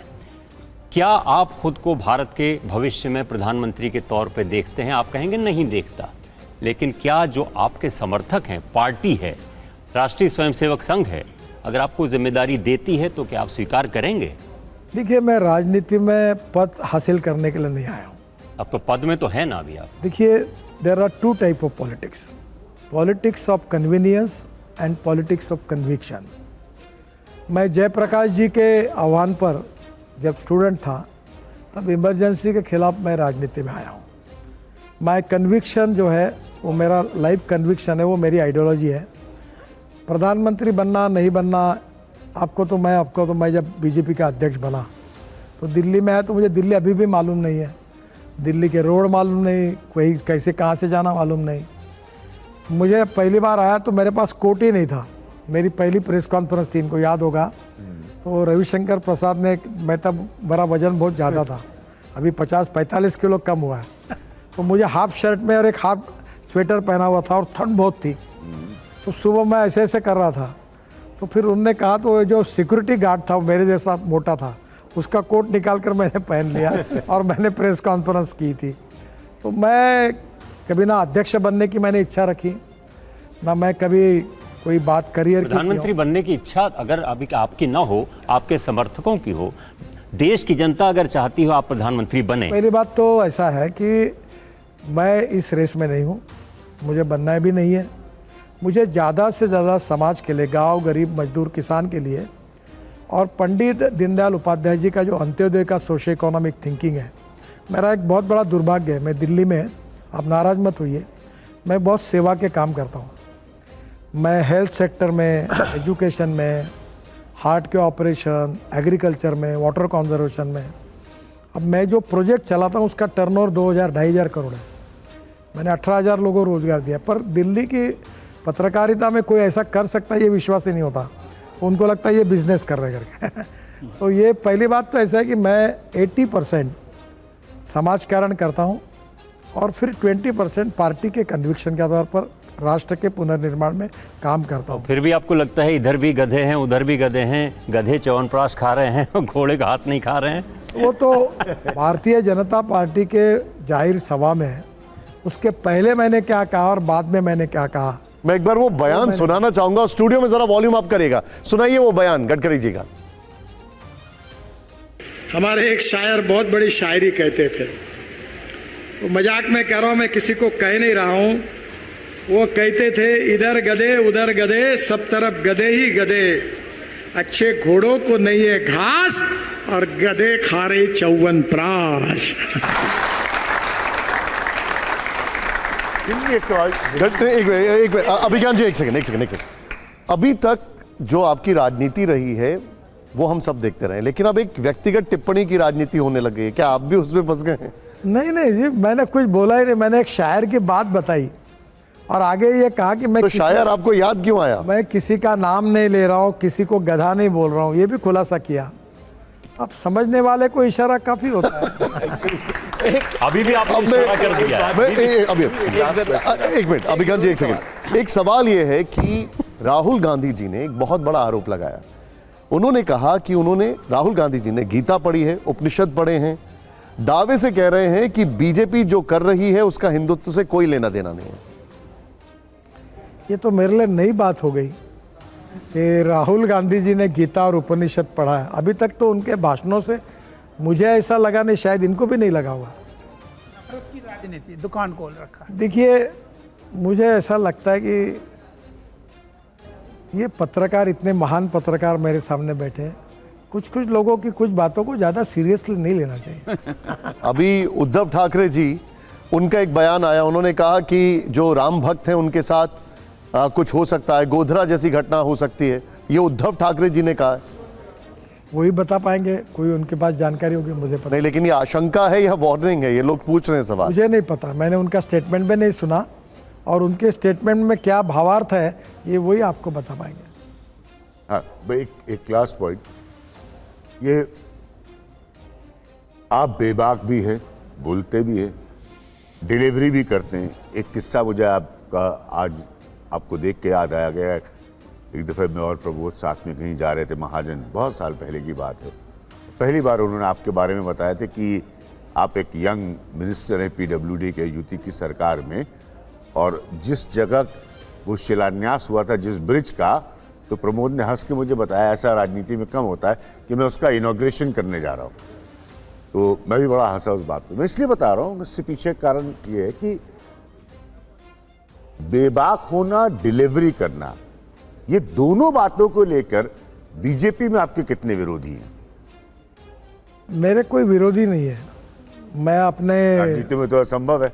आप नागपुर आइए, और जब पार्लियामेंट में मैं बोलने के लिए खड़ा हुआ, और रिकॉर्ड पर है कि 75 मेंबर ऑफ पार्लियामेंट बोले, ओवैसी से लेकर ऑल पार्टी के, कांग्रेस से लेकर सब, और 75 में से 100% लोगों ने भाषण की शुरुआत जो की, मुझे धन्यवाद दिया, मेरा अभिनंदन किया। एक्चुअली वो चर्चा में मैं उपस्थित, बीजेपी में सब मेरे साथ है, कोई प्रॉब्लम नहीं, ऐसा कोई आपका विरोधी नहीं है। मैं किसी का विरोधी नहीं करता। लेकिन आपको एक अच्छी बात बताता हूँ, ठीक है, मेरे गुरु ने मुझे एक बहुत अच्छी बात बताई कि दो रेखा है दो, एक आपकी है और एक दूसरे की है। तो आपकी रेखा बड़ी करने के मार्ग दो है, एक तो दूसरी की पूछने का काम करो या अपनी बड़ी करो।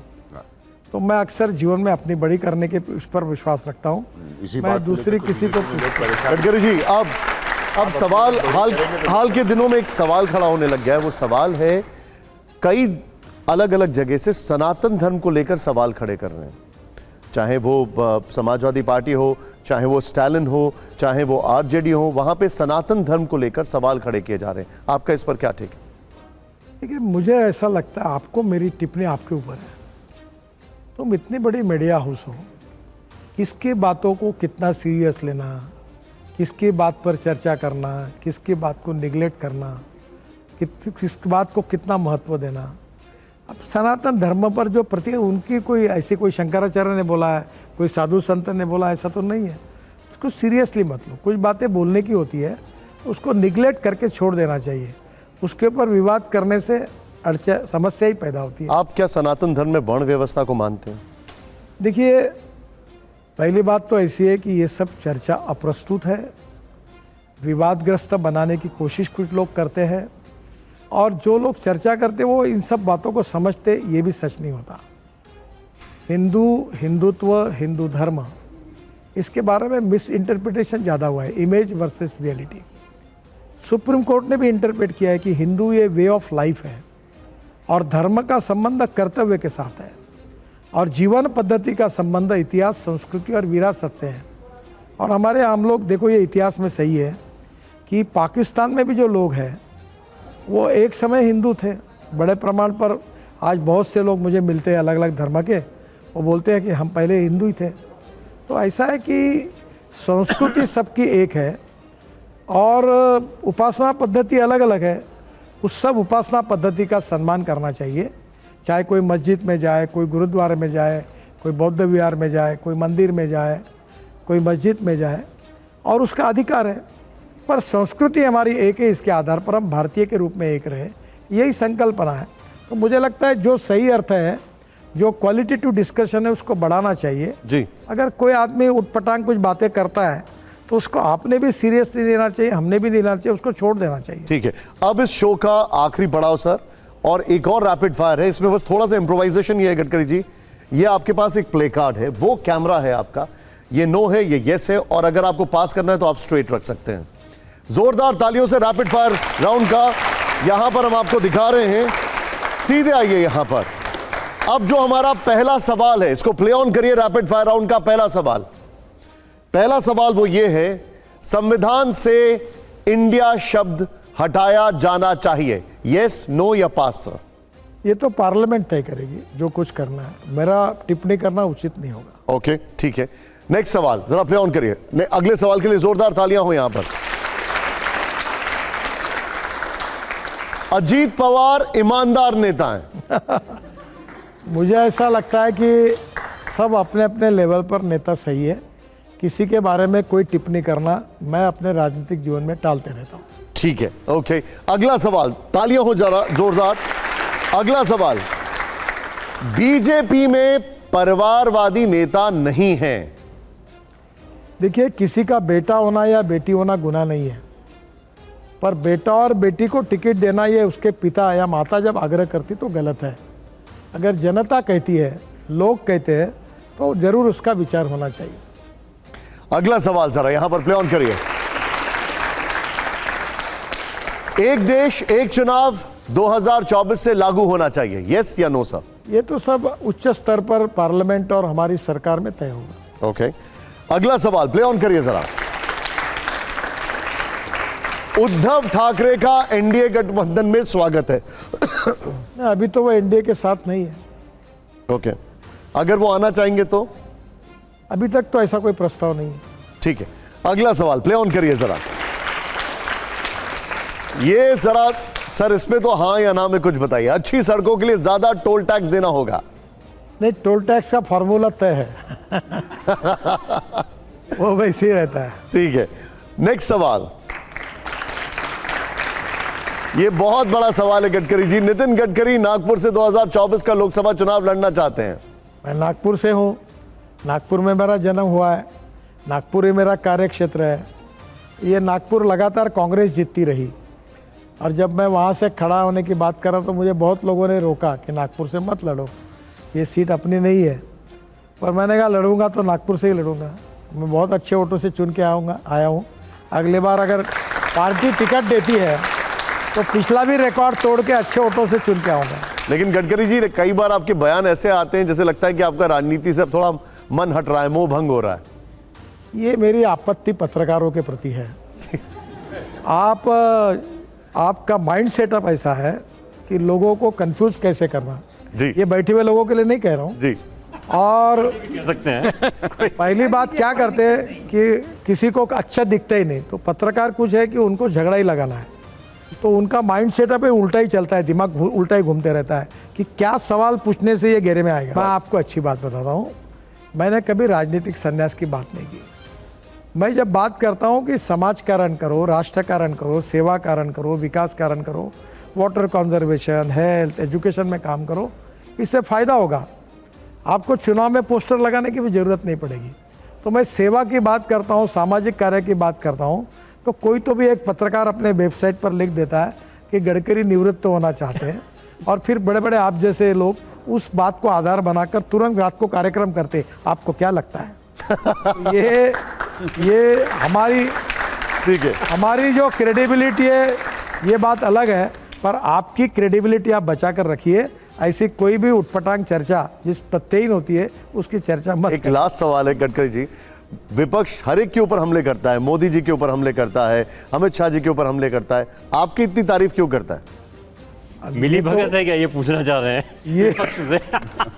ये तो विपक्ष के नेताओं को पूछना है। पर आपको एक बात बताऊं, मेरे कॉन्स्टिट्यूंसी में भी ऐसा हुआ है कि ऑल पार्टी के लोग मेरे कार्यक्रम में आते हैं, मैं उनके साथ जाता हूं। मैंने अक्सर एक बात बीजेपी में सीखी है कि मैं कट्टर आरएसएस का स्वयंसेवक हूँ, बीजेपी का कार्यकर्ता हूँ, और my ideology is a part of my life conviction. पर मुझे मेरे मार्गदर्शक ने बताया कि जब तुम मंत्री बनते हो तब तुम पार्टी के नहीं हो, देश के हो। तो मैं देश का मंत्री हूँ, तो मैं जो सही काम होगा वो कांग्रेस वाला लाए या कोई तृणमूल वाला लाए कि बीजेपी वाला लाए, जो होने वाला काम है वो सबका करता हूँ, और गलत काम होगा तो अपनों का भी नहीं। गडकरी जी, नहीं सर, अभी वाइंड अप कर रहे हैं। गडकरी नहीं सर, नहीं, बहुत बहुत शुक्रिया, आपने हमारे लिए समय निकाला। थैंक यू वेरी मच, बहुत बहुत शुक्रिया sir, thank you very much, thank you thank you so much Gadkari ji, thank you.